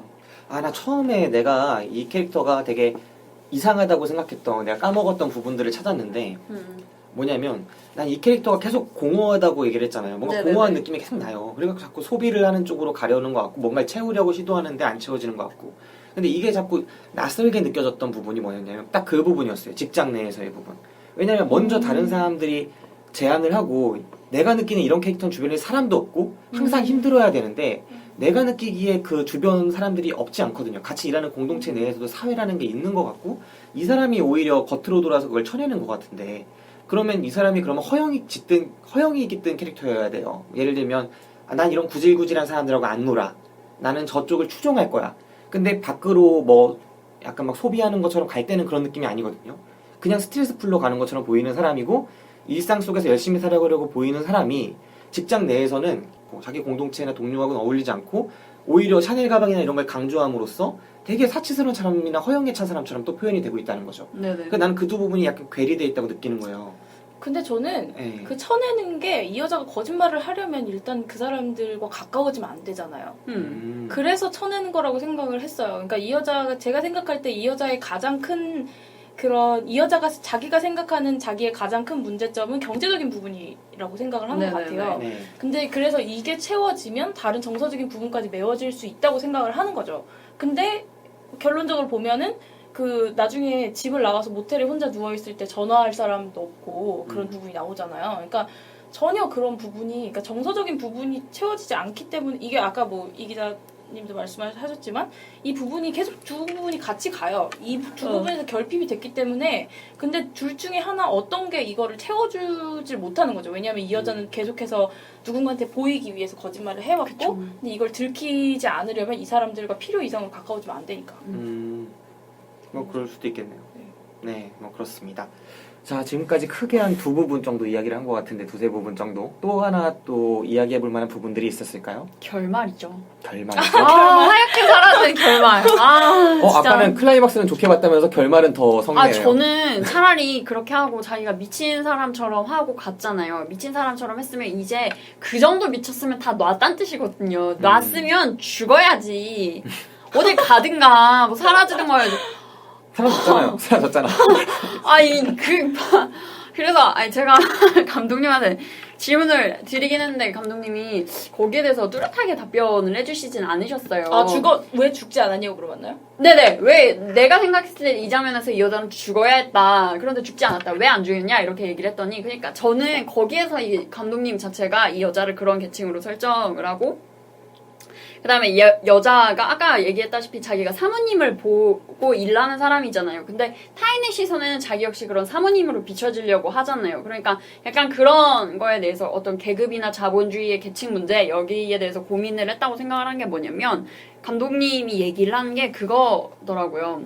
그러니까 이 여자가 그렇게 가서 이렇게 앉아있다가 사라지고 나서 결국에 남은 것은 그 엄청나게 으리으리한 집과 사물들만 남지 않았느냐. 그 여자는 거짓말을 해서 끊임없이 무언가를 채우려고 했지만 어떤 실존적인 그런 건 채우지 못하고 결과적으로 그런 어떤 그런 사치스러운 것들만 남았다 이런 얘기를 하시더라고요. 그래서 저는 그렇게 캐치를 했는데 근데 저는 그 결말이야말로 정말 최악이었다고 생각을 해요. 전 정말 최악이었어요. 네. 차라리 그냥 아우디 긁고 끝났으면 저는 그러니 하고 그냥 아우디 긁고 울면서 끝났으면은 그래 결말은 그래도 나쁘지 않았다라고 생각을 했을 텐데 갑자기 반전이 되면서 그 정도 사람이 미쳤으면 죽어요 대부분. 이건 납득이 근데 지난 방송 때부터 지난 방송 특종이었거든요. 량첸살이. 그때부터 자꾸 죽어야 된다는 얘기를 너무 많이 하는 거예요. 근데 이게 죽는 게 어떻게 보면은 그 영화랑 해석으로 볼 수도 있죠. 근데 그 영화랑 이 영화 공통점이 뭐냐면 둘 다 물덩이처럼 커진다는 게 일단 첫 번째 공통점인데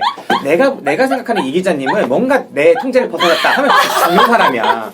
통제를 벗어나면 죽어야 된대. 통제를 벗어나면 죽는다는 게 아니라 그 상황에서 나한테 어떻게 할 거야 이러면 양첸 같은 양첸 왜 자꾸 때려요? 그리고 이 기자님 왜 자꾸 때려? 양첸이라고 하지 마요. 아무튼 양천살인께서 네네. 죽는다고 얘기했던 건 그거죠. 그러니까 농담처럼 한 거죠. 나한테 이 상황에서 어떻게 하다가 그냥 농담처럼 던진 거였지. 근데 이 영화에서는 어떤 그게 흐름상 그 아영이라는 캐릭터상 모든 걸 놔서 결국 미쳤잖아요. 근데 저는까지 놓쳤는데. 저는 차라리 그러면은 약간 수미상관처럼 돌아가서 다시 그렇게 뭔가를 소비를 하는 장면을 그것도 저는 괜찮았을 그렇게 것 같아요. 그것도 깔끔하네요. 저는 그러니까 제가 세 번째 언급을 하는 거긴 하지만 제가 쉐임을 되게 좋아하거든요. 쉐임이 진짜 마이클 패스밴더인가 이 자식 진짜. 근데 그 수미상관으로 끝나요. 근데 결말이 열린 결말이에요. 그러니까 그게 다시 그 사람이 그 행동을 반복을 하는지 아니면 그 사람이 그 행동을 더 이상 반복하지 않는지를 알려주지 않고 확 끝나거든요. 그것도 깔끔할 수 있죠. 저는 이게 훨씬 깔끔하다고 생각을 하고 하얗게 처리한 건 도대체 왜 그러니까, 그런지 이해가 안 돼요. 저는 감독이 왜 여기서 이런 장면을 넣는지 저는 그러니까 그 상견례 약간 장면부터 진짜 이해가 안 갔어요. 우리가 이해하려면 안 돼. 감독님이나 이런 어떤 팸플릿 같은 걸 읽어보면 그 얘기를 하고 싶었다고 하시더라고요. 그러니까 이 여자가 그러면 내가 해석했던 아영과도 완전히 달라지긴 하는데 이 여자를 어떻게 생각했냐면 거짓말을 계속 하잖아요. 그러니까 자기의 어떤 존재를 지탱하기 위해서는 거짓말에 의지해야 되는 처지에 놓인 게 아영의 캐릭터라면 결국엔 그 거짓말에 자기가 오히려 짓눌리게 된 캐릭터잖아요. 그러니까 이 김동명 감독님은 결과적으로 아영이 짓눌리다 못해서 자기 자신의 어떤 존재마저도 잃고 마는, 그래서 거짓말만 허공에 남아서 부유하는 그런 모습을 보여주고 싶었다 이렇게 말씀을 하시더라고요. 근데 저도 어렴풋이는 알겠는데 네.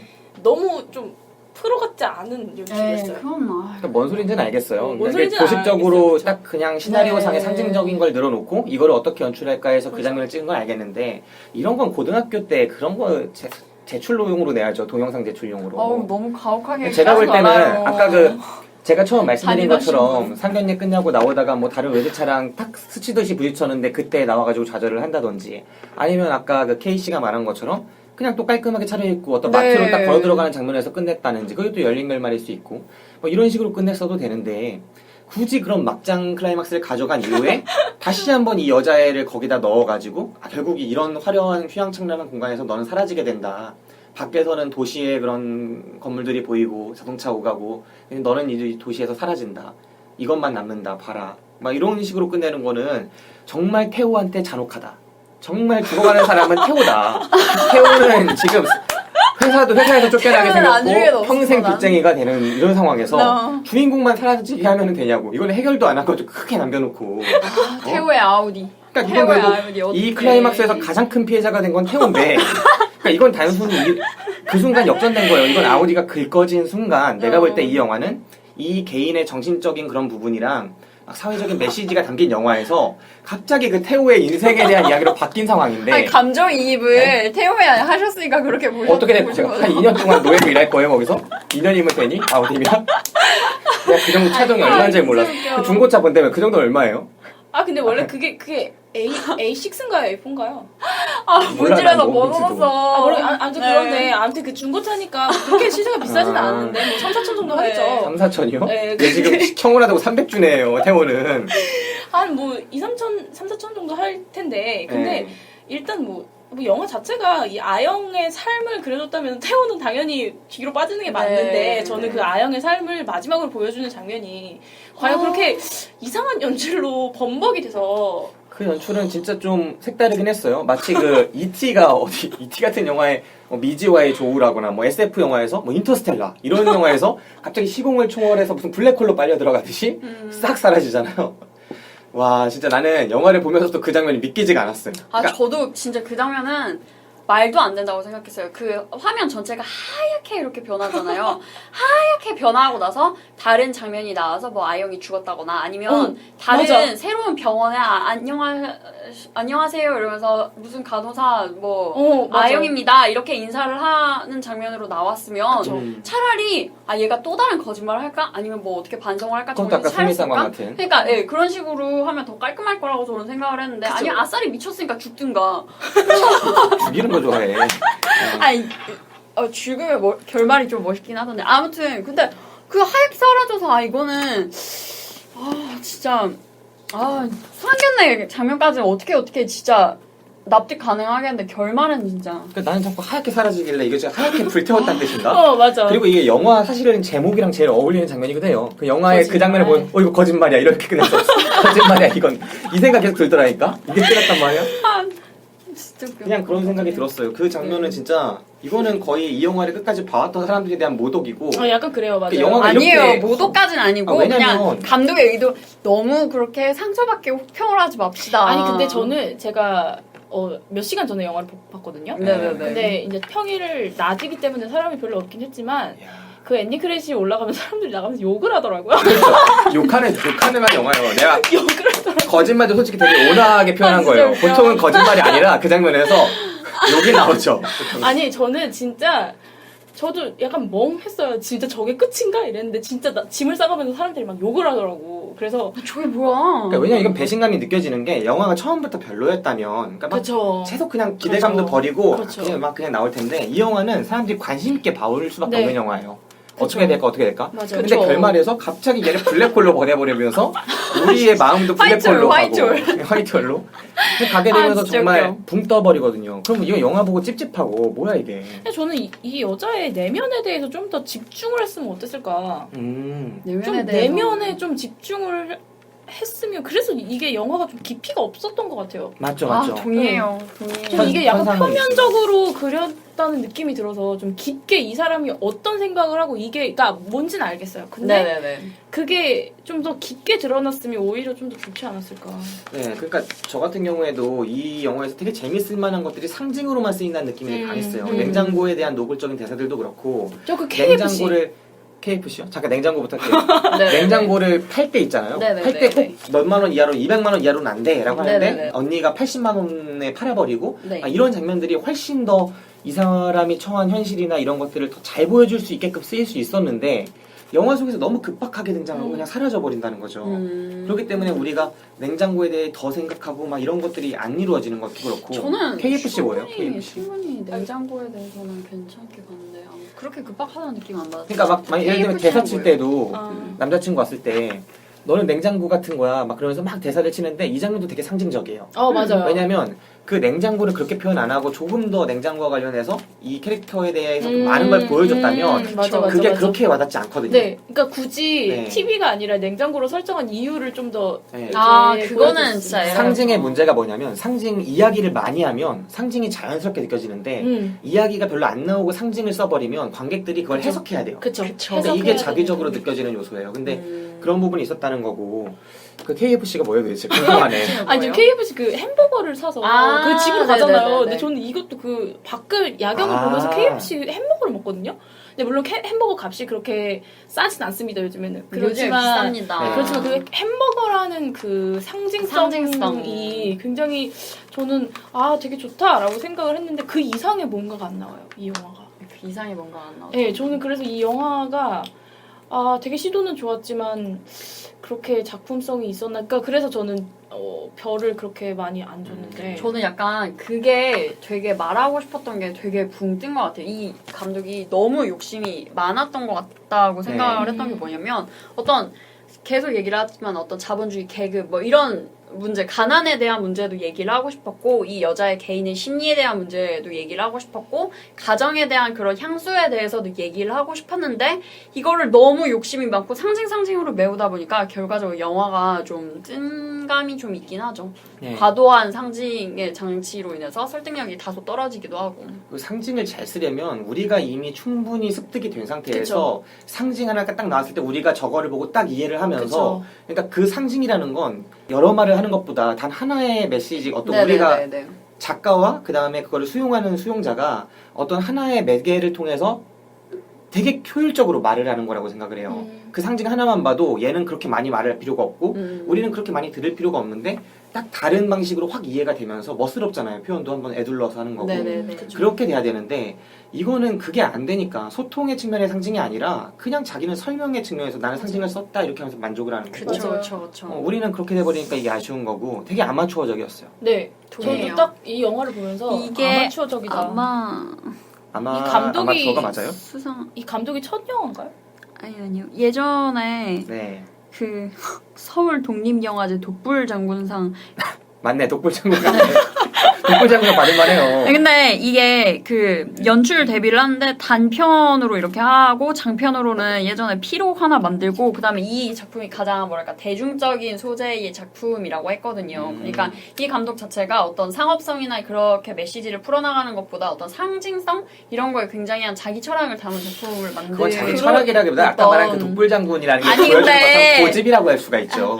저는 좀 더 네. 친절하게 팟캐스트를 해야 된다고 생각해. 상처받잖아요. 왜냐면 아니. 진짜 작가들은 진짜 자기가 하고 싶은 말을 해도 그게 통해가지고 다른 사람들이 호응을 해요. 그게 진짜 작가고 그게 상업성이죠. 아니, 이해하는데 우리 부드럽게 말해. 아니 저는 그래요. 저는 이 영화가 소재를 선택한 것도 그렇고 이 연출을 풀어나가는 데 있어서 그 아까 그 상견례 장면과 그 엔딩만 아니라면 저는 굉장히 저도요. 높게 평가해요. 상견례 장면까지는 저는 상견례의 초반부까지 아영이 미치는 장면까지 괜찮은데 그 이후부터 격투하고 아영이 이겨서 나가고 엄마가 약간 이상하게 행동하는 거 그건 좀 거기서부터는 저는 날렸다고 생각해요. 그렇지만 이 영화가 저는 감독에게 좀 쓴소리를 한다면 이 영화는 작품성도 제대로 못 챙기고 상업성도 제대로 못 챙기고 오락성도 제대로 못 챙겼어요. 그게 문제예요. 그 셋 중 하나라도 뭔가를 잡았으면 이 영화는 굉장히 높게 평가될 수 있는 영화인데 그쵸, 뭔가 네. 근데 포인트를 못 잡았죠. 재밌다고 하긴 굉장히 재밌어요. 재밌지만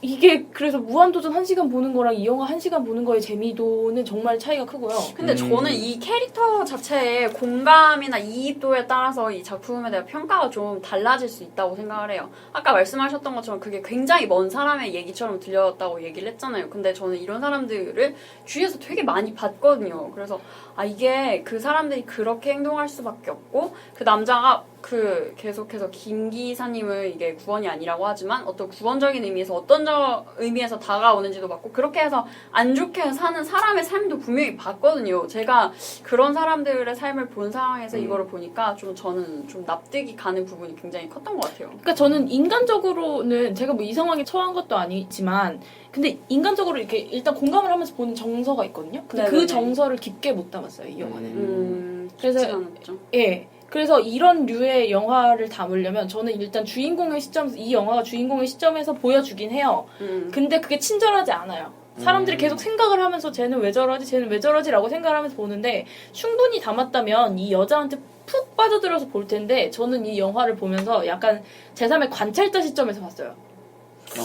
근데 이게 이거 계속 얘기하는 건데 이게 공감의 문제인 것 같은데 이 이상 뭐 어떻게 더 친절해야 된다? 그러니까 좀 더 극적으로 아까 셰임 얘기 계속했잖아요. 또 예, 할 것 같아요 예, 지금. 그러니까 저는 지금 그렇게 물어보면 분명히 또 한다고요. 네, 저는 근데 아, 진짜 웃기다. 저는 쉐임이라는 영화 진짜 정말 네네, 꼭 추천하고 쉐임, 싶은데요. 쉐임 봐야겠다. 이 쉐임을 보면 이게 섹스 중독자 얘기라서 되게 멀게 느껴지잖아요. 사실 이 여자보다도 섹스 중독자가 훨씬 멀게 느껴져요. 아 저는 오히려 아무튼 네, 그런데 그걸 보면은 그 남자의 그 뭐라 그랬지? 정서가 확 전해져요. 그래서 감정이입이 되면서 그 여자가 그 남자가 울 때 같이 울게 되거든요. 그죠. 그러니까 정말 그 우리가 섹스 중독에 걸려봐서 그 사람의 영화 이야기를 그런 건 아니잖아요. 물론 저도 그쵸. 되게 온건한 삶을 사는 사람이고. 근데 나는 둘 다 낯선데 어떤 거는 이해가 되게끔 표현을 그렇죠. 하고 어떤 건 이해가 안 되게끔 표현을 하고 이야기꾼이라는 게 이야기란 자체가 우리가 못 들어본 걸 전해주는 성격도 있는 건데 그거를 마치 하늘을 걷는 남자 최근에 개봉했는데 우리가 다 같이 그렇게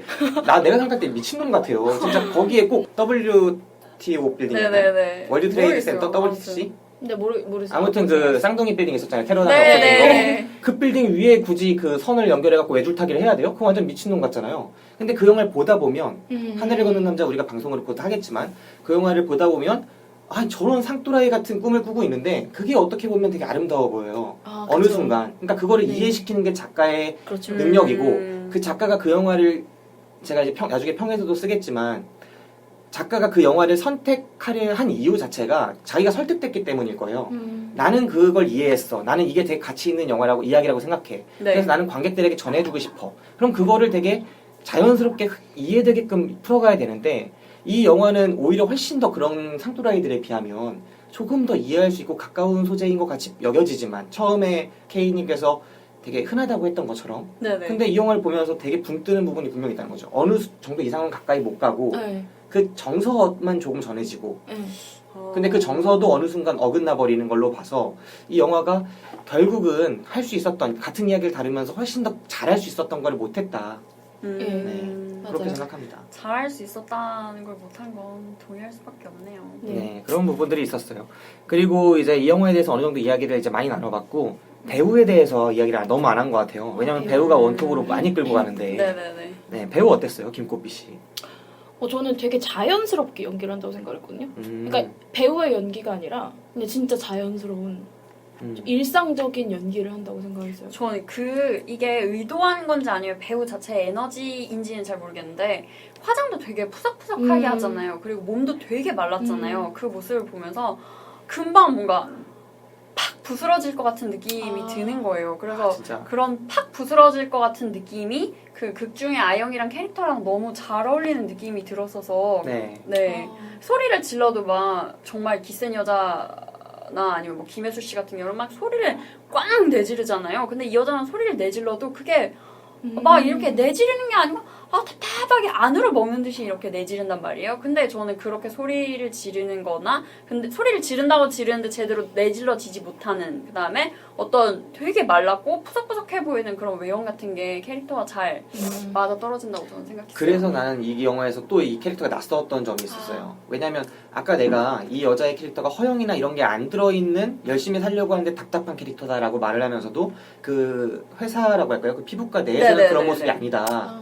아까 오히려 허영이 있는 모습처럼 그려져서 이 캐릭터가 일치가 안 되는 것 같다, 괴리가 됐다라고 얘기를 했는데 지금처럼 또 이게 푸석푸석한 여자처럼 보이잖아요. 근데 또 낯설었던 장면이 마지막 나갈 때 샤넬 그거 던져주고 입 던져버리는데 이기잖아. 네. 내가 볼 땐 그 여자가 훨씬 생기 넘치고 강해 보이는 캐릭터였는데 중간에 오히려 따기를 딱 때리고서는 그냥 나가고 그 여자는 픽 울어버리잖아요. 이 장면에서도 되게 저는 이상하더라고요. 왜 난 이상하지 않았는데? 근데 저는 싸대기 때린 그 정서가 공감이 돼요. 왜냐면은 이제까지 억눌러 왔다가 터진 거죠. 네, 그러니까 자기를 미치면- 무시하던 사람에게 미친 거죠. 진짜 말 미친 그대로. 거죠, 진짜. 그래요. 네, 네. 그 나중에 정서는 거의 그냥 광기로밖에 볼 수는 없는 것 같아요. 저는 이 영화에서 되게 신선했던 게 김코피 씨가 시종일관 이제 원톱으로서 영화를 쫙 끌고 나가잖아요. 네네. 사실 이게 남녀 평등 문제라인지 아닌지는 모르겠지만 아무래도 한국에서는 남자 배우가 끌고 가는 영화는 무척 많은데 네네. 여자 배우가 끌고 가는 영화는 별로 없고 저 그 얘기 하실 줄 네. 알았어요. 그리고 네. 여자 배우가 끌고 가는 영화 중에서도 예를 들면 뭐 심은경 씨가 나왔던 수상한 그녀처럼 약간은 코미디나 이런 장르적인 연기, 뭐 김하늘 씨가 로맨틱 코미디에서 소화하는 거나 네네네. 그런 식의 끌고 가는 것들이 많은데 이런 정극에 가까운, 그러니까 실제 드라마적인 연기를 처음부터 끝까지 가는 연기는 거의 우리나라에선 정해진 배우들이 좋아하거든요. 네네. 송강호 씨, 최민식 씨 뭐 이렇게 막 정해진 배우들이, 하정우 씨 뭐 이렇게 소화하는 것 같아요. 여자 배우에선 전도연 정도? 근데 김꽃비라는 배우가 처음부터 끝까지 이거를 끌고 가는데 제가 느끼기에는 큰 무리가 없었어요. 네. 그러니까 이럴 수 있는 배우들이 제 생각엔 많을 수도 있을 것 같거든요. 그러니까 못해서 없는 게 독립영화계에서 아니라. 굉장히 잔뼈가 굵은 네. 네, 배우라고 합니다. 그러니까 저는 이런 영화들이 되게 많이 만들어질 수 있지 않을까? 왜 이런 여자가, 그러니까 이렇게 할 수 있는 배우는 많을 것 같은데 왜 이런 영화가 없는 걸까 하는 아쉬움이 들더라고요, 보면서. 일단 안 팔리니까요. 안 팔려요. 네. 차이나타운 김혜수 씨랑 그때 김고은 씨가 같이 찍었는데 그거 엄청 안 팔렸잖아요. 근데 그러니까 그거는 좀 다른 문제죠. 예, 다른 문제예요. 그건 좀 그건 안 다른 팔려야 문제고. 되고. 그 만든다고 만들었는데도 안 팔렸고 그다음에 우리나라에서 지금 되게 많이 나오고 있는 게 스릴러잖아요. 스릴러 자체가 제작비가 많이 안 들고 네. 그다음에 배우만 우선 해놓으면 배우의 몸값으로 모든 게 다 무마될 수 있는 장르가 스릴러잖아요. 근데 스릴러가 그나마도 뭐랄까 좀 안정적으로 안타를 칠 수 있는 장르고 그런 영화다 보니까 굉장히 많은 영화들이 스릴러에 치중되고 그러다 보니까 그런 여자 배우들이 액션이나 이런 거에 있어서 특화되어 있지 못하잖아요. 그러다 보니까 아무래도 그런 상황이 더 많이 발생한다고 저는 생각을 해요. 네, 저도 비슷하게 느끼는데 그 마블 시리즈 보면은 유일하게 시리즈 안 나온 게 블랙 위도우죠. 네. 근데 진짜 헐리우드에서도 이게 굉장히 호크아이 좀- 무시해요. 호크아이. 아, 네. 네. 그렇지만 평하다고 생각하는데. 네, 그렇지만 일단 여자가 원톱으로 나섰을 때 끌고 갈 수 있는 얘기가 이런 인생 얘기, 이런 약간 허세스러운 그런 여자들의 얘기 아니면 사람들이 잘 안 봐요. 왜냐면은 사람들이 생각하고 있는 여자들의 스테레오타입의 이미지가 있고 이거에서 벗어나는 거는 굉장히 이상하다고 생각하는 그런 경향이 있는 것 같아요. 제가 그냥 봤을 때. 전 네. 정말 많은 것 같아요, 그게. 네. 영화판 자체에 이미 여성의 이미지가 딱 고정이 되어 있어서 이것 외에 여자가 여배우가 다른 개성을 가진 캐릭터를 연기를 한다라는 것 자체가 굉장히 이질적이고 이게 도전적인 하나의 일이 돼버리는 거죠. 네. 그러니까 나는 이게 오히려 더 어색하게 느껴지는 거예요. 우리나라에서 영화계라는 것, 가장 창조적인 사람들이 나는 모여있어야 하는 공간이고 실제로도 그럴 거라고 생각을 하고 가장 도전적인 사람들이 있을 거라고 생각해요. 작가잖아요, 어쨌든. 근데 작가들이 모여있는 공간에 왜 여성이라는 그 어떻게 보면 지금 정말 도전적일 수 있는 과제를 시행하려는 사람이 없는지, 스릴러라는 장르에 왜 여자면 여자를 원톱으로 쓰면 안 된다고 생각하는 건지, 하다못해 할리우드의 조디 포스터가 스릴러대에서 활약했던 만큼도 우리나라는 안 써요. 근데 어떻게 이렇게 도전적인 거를 겁내는 사람들만 모여있다는 게 되게 저는 우려가 되고 좀 그런 부분들이 있네요. 그래서 나는 이 영화 보면서 되게 놀랐어요. 나는 여자에 대해 그렇게 인식을 가지지 않았었는데 이 영화를 보면서 진짜 그러고 보니까 왜 여자들이 나오는 원톱 영화가 별로 없지? 그런 생각이 들더라고요. 뭐 이용기 감독의 여자 정의 정도? 저는 마더도 되게 괜찮았다고 생각하거든요. 마더는 원빈 나오죠. 아니 김혜자 나와. 김혜자가 저 원톱이구나. 원톱으로 끌고 가는 영화 저는 마더가 굉장히 신선했다고 느껴졌던 게 마더도 수미상관으로 끝나죠. 네네네. 근데 저는 그게 그 김혜자의 그걸 되게 어떻게 보면 이게 여자 영화가 아니라 일종의 모성애를 끌고 가는다는 점에서 이것도 약간 보면 어떻게 보면 좀 전향성을 가지고 있다고. 남성적인 네. 시점에서 보는 그런 영화이긴 한데 그 뭐랄까 여자 혼자 끌고 가는 극적인 그런 거를 제가 사실 한국 영화에서는 그게 거의 처음으로 딱 봤다고 생각해 굉장히 신선하게 느껴졌거든요 마더가. 근데 이거는 저는 아무리 뭐 지금 굉장히 계속해서 나아지고 있긴 하지만 어찌됐든 간에 지금 이런 영화에 투자를 하고 이런 영화를 기획을 하는 사람들이 아직까지는 남자고 남자인 시선에서 사회를 바라보는 게 어떻게 보면 굉장히 아직까지도 당연한 사회잖아요. 저도 이게 진짜 크다고 생각을 하는데 영화에서 돈을 움직이는 사람이 남자잖아요. 그리고 기획자 자체도 남자고 그다음에 감독이나 어떤 각본가 자체가 내가 어떤 이야기를 해야겠다라고 생각을 했을 때 참고할 만한 여자가 원톱인 레퍼런스 자체가 없고 그 다음에 제작자나 이런 사람들 자체가 돈을 투자를 할 때 이런 영화보다는 이런 영화가 낫지라고 애시당초 돈이 안 들어오는 거예요. 그러다 보니까 그렇게 더 되는 측면이 크지 않나. 그리고 여자 캐릭터의 개성을 줄 때보다는 야하게 나왔을 때가 진짜 더 잘 먹히더라고요. 그래서 그쵸. 확실히 전 좀 요즘에 극장가에서 이건 좀 다른 얘기인데 극장가에서 진짜 영화들을 많이 보잖아요. 스릴러 애지간한 건 다 봤다고 생각을 하는데 정말 극단적으로 여자가 성녀 아니면 창녀의 이미지가 무조건적으로 그려지는 거예요. 그래서 약간 그런 건 있죠. 검은 사제들 같은 경우도 그 감독이 얘기를 하는 게 나는 2명의 사제와 1명의 천사를 그려내고 싶었다라고 했으니까 그 원톱으로 나오는 그 박소담 씨 자체가 굉장히 천사의 이미지로 나왔고 그 다음에 그 더폰 흥행했잖아요. 더폰 같은 경우도 이 아내와 자기 딸을 굉장히 지켜야 될 대상으로 그려졌잖아요. 그러니까 보호받아야 될 대상이었고 그 다음에 그놈이다 같은 경우도 이 남자를 미치게 만드는 원흉이자 그러면서 또 보호해야 될 그러니까 성녀와 창녀의 이미지가 또다시 구현이 된 거잖아요. 이거 이외 그다음에 내부자들은 정말 아예 심각했죠. 죄다 그냥 창녀였어요. 죄다 창녀와 권력자들 이런 식으로만 나오는 거예요. 그러니까 애시당초 이 영화판을 움직이는 사람들이나 기획자나 아니면 스릴러라는 장르 특성상 여성 캐릭터가 낄 여지가 굉장히 적고 그 다음에 애시당초 이쪽 판 사람들은 시선이 그렇게 고착화되어 있는 거죠. 근데 저도 약간 이걸 느낀 게 저도 약간 되게 관성화되어 있다는 느낌이 들었어요. 왜냐면 예를 들어서 아까 제가 마블 얘기를 했는데 만약에 블랙 위도우가 원탑으로 나오는 영화가 나왔다 스피노프로 근데 저도 캡틴 아메리카를 보지 차라리 블랙 위도우를 볼 것 같지는 않거든요. 그거는 좀 생각이 갈릴 수 있어요. 우리 그런가요? 수많은 남성 팬들을 무시하는 조사인데. 근데 그게 네. 약간 뭐랄까 여자가 원톱으로 그러니까 저도 약간의 고정관념이 있어요. 왜냐면 여자가 원톱으로 끌고 갈 수 있는 영화가 그렇게 많지 않다고 생각을 하고 근데 소재 자체도 사람들이 받아들일 수 있는 그런 게 있기 때문에 그래서 저 역시도 약간 좀 관성화가 돼 있는 것 같다는 근데 생각이 블랙 위도우는 조금 다른 얘기인 것 같은 게 그 어벤져스에서도 그렇고 뭐 캡틴 아메리카에서도 그렇고 그 블랙 위도우 자체의 어떤 캐릭터성이 좀 약하잖아요. 그러니까 그러니까 저는 들었을 때 네. 캡틴 아메리카도 안 땡기고 블랙 위도우도 안 땡겨요. 아 그래요? 네, 그러니까 캐릭터성이 약해서 그건 안 땡기는 문제인 저는 것 호크아이는 같아요. 땡겨요. 호크아이 이번 편에 등장한 거 봤어요, 어벤져스에? 호크아이 되게 가정 잘 꾸리고 있었던 거 봐요. 어벤져스 그렇게 결혼하면 안 되잖아요. 그러니까 되게 궁금한 거야. 진짜 호크아이가 진짜 남자야. 아니 저는 이거를 젠더의 문제로 끌고 가고 싶진 않아요. 그러니까 국정원 직원이 시민단체 활동했던 거랑 똑같잖아요. 그 느낌이. 그냥 그렇게 느꼈고. 아무튼.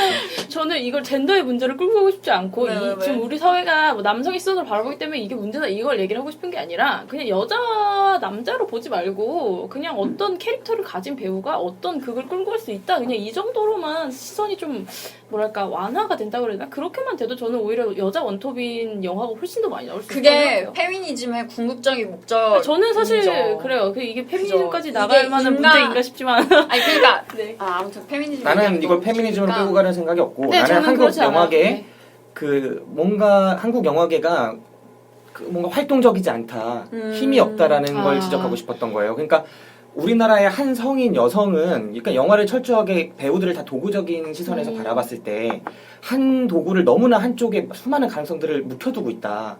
그러니까 봉준호나 이웅기나 뭐 이렇게 재능 있는 능력 있는 감독들은 분명히 여성을 가지고 많은 시도를 해보고 그쪽에서의 이야기거리를 풀어내는 시도들을 하는데 내가 볼 땐 수많은 가능성들이 열려있는 이 여자들의 세계라는 그 부분을 안 건들고 있다. 네, 저도 약간 네. 그 생각을 해요. 스페인 감독 중에 페드로 알모도바르 네. 영화를 보면은 그 페드로 알모도바르가 의도적으로 여성만 출연을 굉장히 많이 시키거든요. 네. 그 부분이 약간 성소수자죠, 그분이. 예, 네. 게이이고 페미니스트인데 네. 이제 그 귀향이란 영화를 보면은 그 영화에서는 이제 바꿔서 반대로 이름이 등장하는 남자가 단 한 명이 나와요.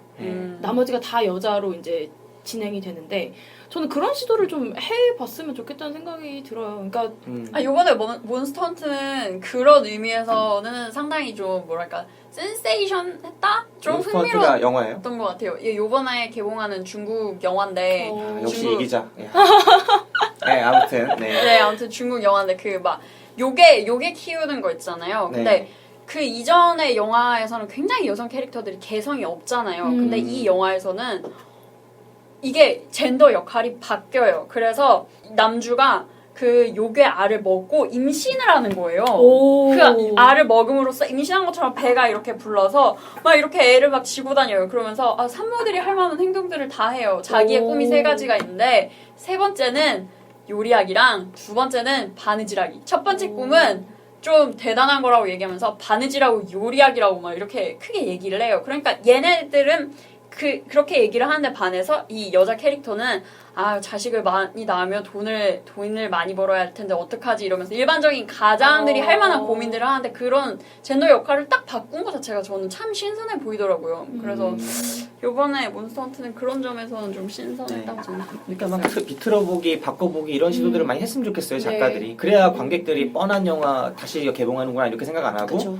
그리고 관객들도 새로운 자극을 받아야 자기 삶에서도 새로운 자극을 찾을 텐데 이런 영화들이 너무 안 나오는 것 같아서 저조차도 그런 생각을 안 하고 있다가 이번에 보면서 되게 낯설다고 계속 느꼈거든요. 사실은 평범한 영화인데 어떻게 보면. 그렇죠. 네, 그랬습니다. 지금 여러분께서는 김기사, 박기사가 진행하는 무비시네 영화방을 듣고 계십니다. 우리들의 팟캐스트 방송국 DPS. 자, 이제 어느 정도 이야기를 다 나눠본 것 같은데 이제 본격적인 영화 이야기는 여기서 이쯤에서 마치고 추천 비추천 시간으로 가보도록 하겠습니다. 이제 K씨, 그 다음에 이 기자님 이렇게 돌아가면서 이 영화 추천 그리고 비추천 그 사이에 보든지 말든지 해서 보말이 있어요. 셋 중에 하나를 선택해 주시고 그 이유 말씀해 주시면 되겠습니다. 먼저 K씨부터. 네, 저는 아까 말씀드렸듯이 비추입니다. 왜냐면 이 영화가 포스터가 보면은 이제 뭐 할수록 달콤한 중독해서 거짓말해서 행복해 보이고 싶은 게 뭐가 나빠요라고 하잖아요. 네네네. 이 포스터 이상의 얘기가 안 나와요, 영화에서. 이게 다예요. 그러니까 예고편만 봐도 대충 어떻게 전개가 될지 뻔히 보이는 내용이고 반전이나 뭔가 생각을 전환시킬 만한 장면이 전혀 나오지 않는다는 데에서 저는 이 영화가 뭐 신선한 시도였다고는 생각하지만 추천하진 않습니다. 네. 저는 그 어떤 존재가 진짜로 자기가 뭐라고 해야 될지 모르겠지만 정말 자기가 자기 존재를 지지해주고 자기 존재를 지탱해주는 행동을 누구나 저마다 하나씩은 갖고 있잖아요. 근데 이 영화는 그런 걸 거짓말로 삼았고 그 거짓말에 의해서 존재가 어떻게 파멸이 되어 가는지를 저는 그래도 나름의 의도나 어떤 메시지가 드러나게 물론 상견례 장면 이후로는 좀 날리긴 했지만 좀 나름 열심히 생각을 해서 만든 영화라는 점에서 추천을 하고 싶고요. 그 다음에 아까 우리가 계속해서 얘기를 하잖아요. 그 어떤 여자 감독도 없고 그 다음에 여자 배우가 원톱으로 끌고 나가는 것도 없다라는 그런 풍토에서 봤을 때 이게 여자 감독이 만들었고 그 다음에 여자 배우가 원톱으로 끌고 나가는 영화잖아요. 그래서 네. 어떤 성녀나 창녀가 아닌 다른 개성을 가진 인물이 그런 원톱 주인공이 나왔다는 점에서 저는 굉장히 이 영화를 좀 더 후하게 평가해주고 싶네요. 저는 추천드립니다. 네. K님은 지금 이 영화를 비추했고, 그 다음에 이 기자님은 추천을 했는데, 저도 이 영화 비추입니다. 네. 이 영화 비추인 이유는 뭐 다 말씀을 드렸죠. 제가 그 왓챠라는 어플에 평에도 썼는데, 그 피노키오는 거짓말하면 코가 커지잖아요. 네네네. 이 아가씨는 거짓말할수록 간땡이가 부어요. 미치는 거라니까요. 파멸되는 거죠. 계속 그런 모습이 보여졌고, 이 영화를 분명히 저는 재밌게 보는 방법이 있다고 생각해요. 뭐냐면 딱 한 시간을 딱 보고 극장에서 나오세요. 그 다음에 이 영화가 그 다음에 어떻게 전개될 건가를 한번 생각을 해보세요. 그래요. 그러면 이 그거 영화를 괜찮겠네요. 되게 가치 있게 보실 수 있을 거예요. 네. 근데 그 한 시간이 지나서도 내가 미련이 남고 돈이 아까워서 앉아 있는다. 네. 그럼 그럴 바에는 안 보는 게 낫습니다. 결말 때문에요? 네. 결말부 때문에요? 그냥 그 클라이막스부터 해가지고 전개부터 해서 태호가 등장하는 이후부터는 너무나 자기적이고 별로였다. 그렇게 생각해요. 그래서 단지 남자분들 같은 경우에 이런 캐릭터 자체가 익숙하지 않을 수 있어서 그런 캐릭터를 보는 또 맛이 있을 수도 있고 또 그런 여러 가지 생각할 점들을 던져준다는 점에서 전반부는 괜찮았던 것 같아요. 네, 딱 거기까지고요. 문제가 전반부는 이제 형성을 시켜주고 그 다음부터는 이야기를 본격적으로 풀어나가잖아요. 네네네네. 그 능력이 부족했기 때문에 풀어갈 능력이 부족했기 때문에 영화가 별로였다라고 생각을 합니다. 그래서 저는 비추를 드리고요. 마지막으로 이제 인사 한 번씩 하시면서 뭐 오늘 방송에서 좀 아쉬웠거나 괜찮았던 부분 이야기를 해보고 끝냅시다. 아, 저부터 말해요? 아, 네. 저는 약간 모든 영화를 애정을 담아서 보고 싶어요. 그래서 저는 애정이 담긴 어린 시선으로 많이 보고 싶습니다. 네. 네. 네, 저는 영화를 한동안 안 봤어요. 영화를 한동안 안 보다가 다시 봤는데 아, 영화를 보는 걸 되게 좋아하는 사람이 많잖아요. 네. 근데 왜 이렇게 영화를 좋아하는 사람들이 많을까 생각을 해보니까 아, 생각을 하면서 본다는 게 굉장히 매력적인 것 같은 거죠. 아 그러네. 근데 나의 시선으로 어떤 영상물을 보면서 나는 어땠지? 생각을 계속하면서 보게 된다는 게 영화의 가장 큰 매력인 것 같아요. 그래서 저는 아마 한동안 이런 영화들을 찾아다닐 것 같습니다. 그럼 K씨 영화 보면 말하세요. 어차피 이 기자는 보게 될 거고 아, 그런가? 이 기자는 어차피 보고 그 K씨가 보면은 이제 저도 봐서 같이 녹음할 수 있으면 아, 좋겠습니다. 네, 곧 네. 찾아뵙겠습니다. 네. 난 아직도 가끔 생각나는데 옛날에 그 청석골이라는 밥집에서 허라는 그녀라는 영화를 보고 그날 걸 내가 녹음을 못한 게 두고두고 아까워요. 그러네. 아, 우리 언제 한번 그때, 그거 그렇죠. 영화로 붙어도 돼요. 재밌을 것 네. 같아요. 네. 두고두고 아쉽더라고요. 옛날 그날 영화. 대화만 녹음했으면 진짜 대박인데. 진짜. 그랬습니다. 그래요. 그럼 오늘 방송 여기서 마치겠습니다. 지금까지 들어주신 여러분들 감사하고요. 그럼 행복하세요. 여기서 인사드리겠습니다. 지금까지 김기사 K? 제이였습니다. 이기자였습니다. 감사합니다. 안녕. 자기 이름도 몰라.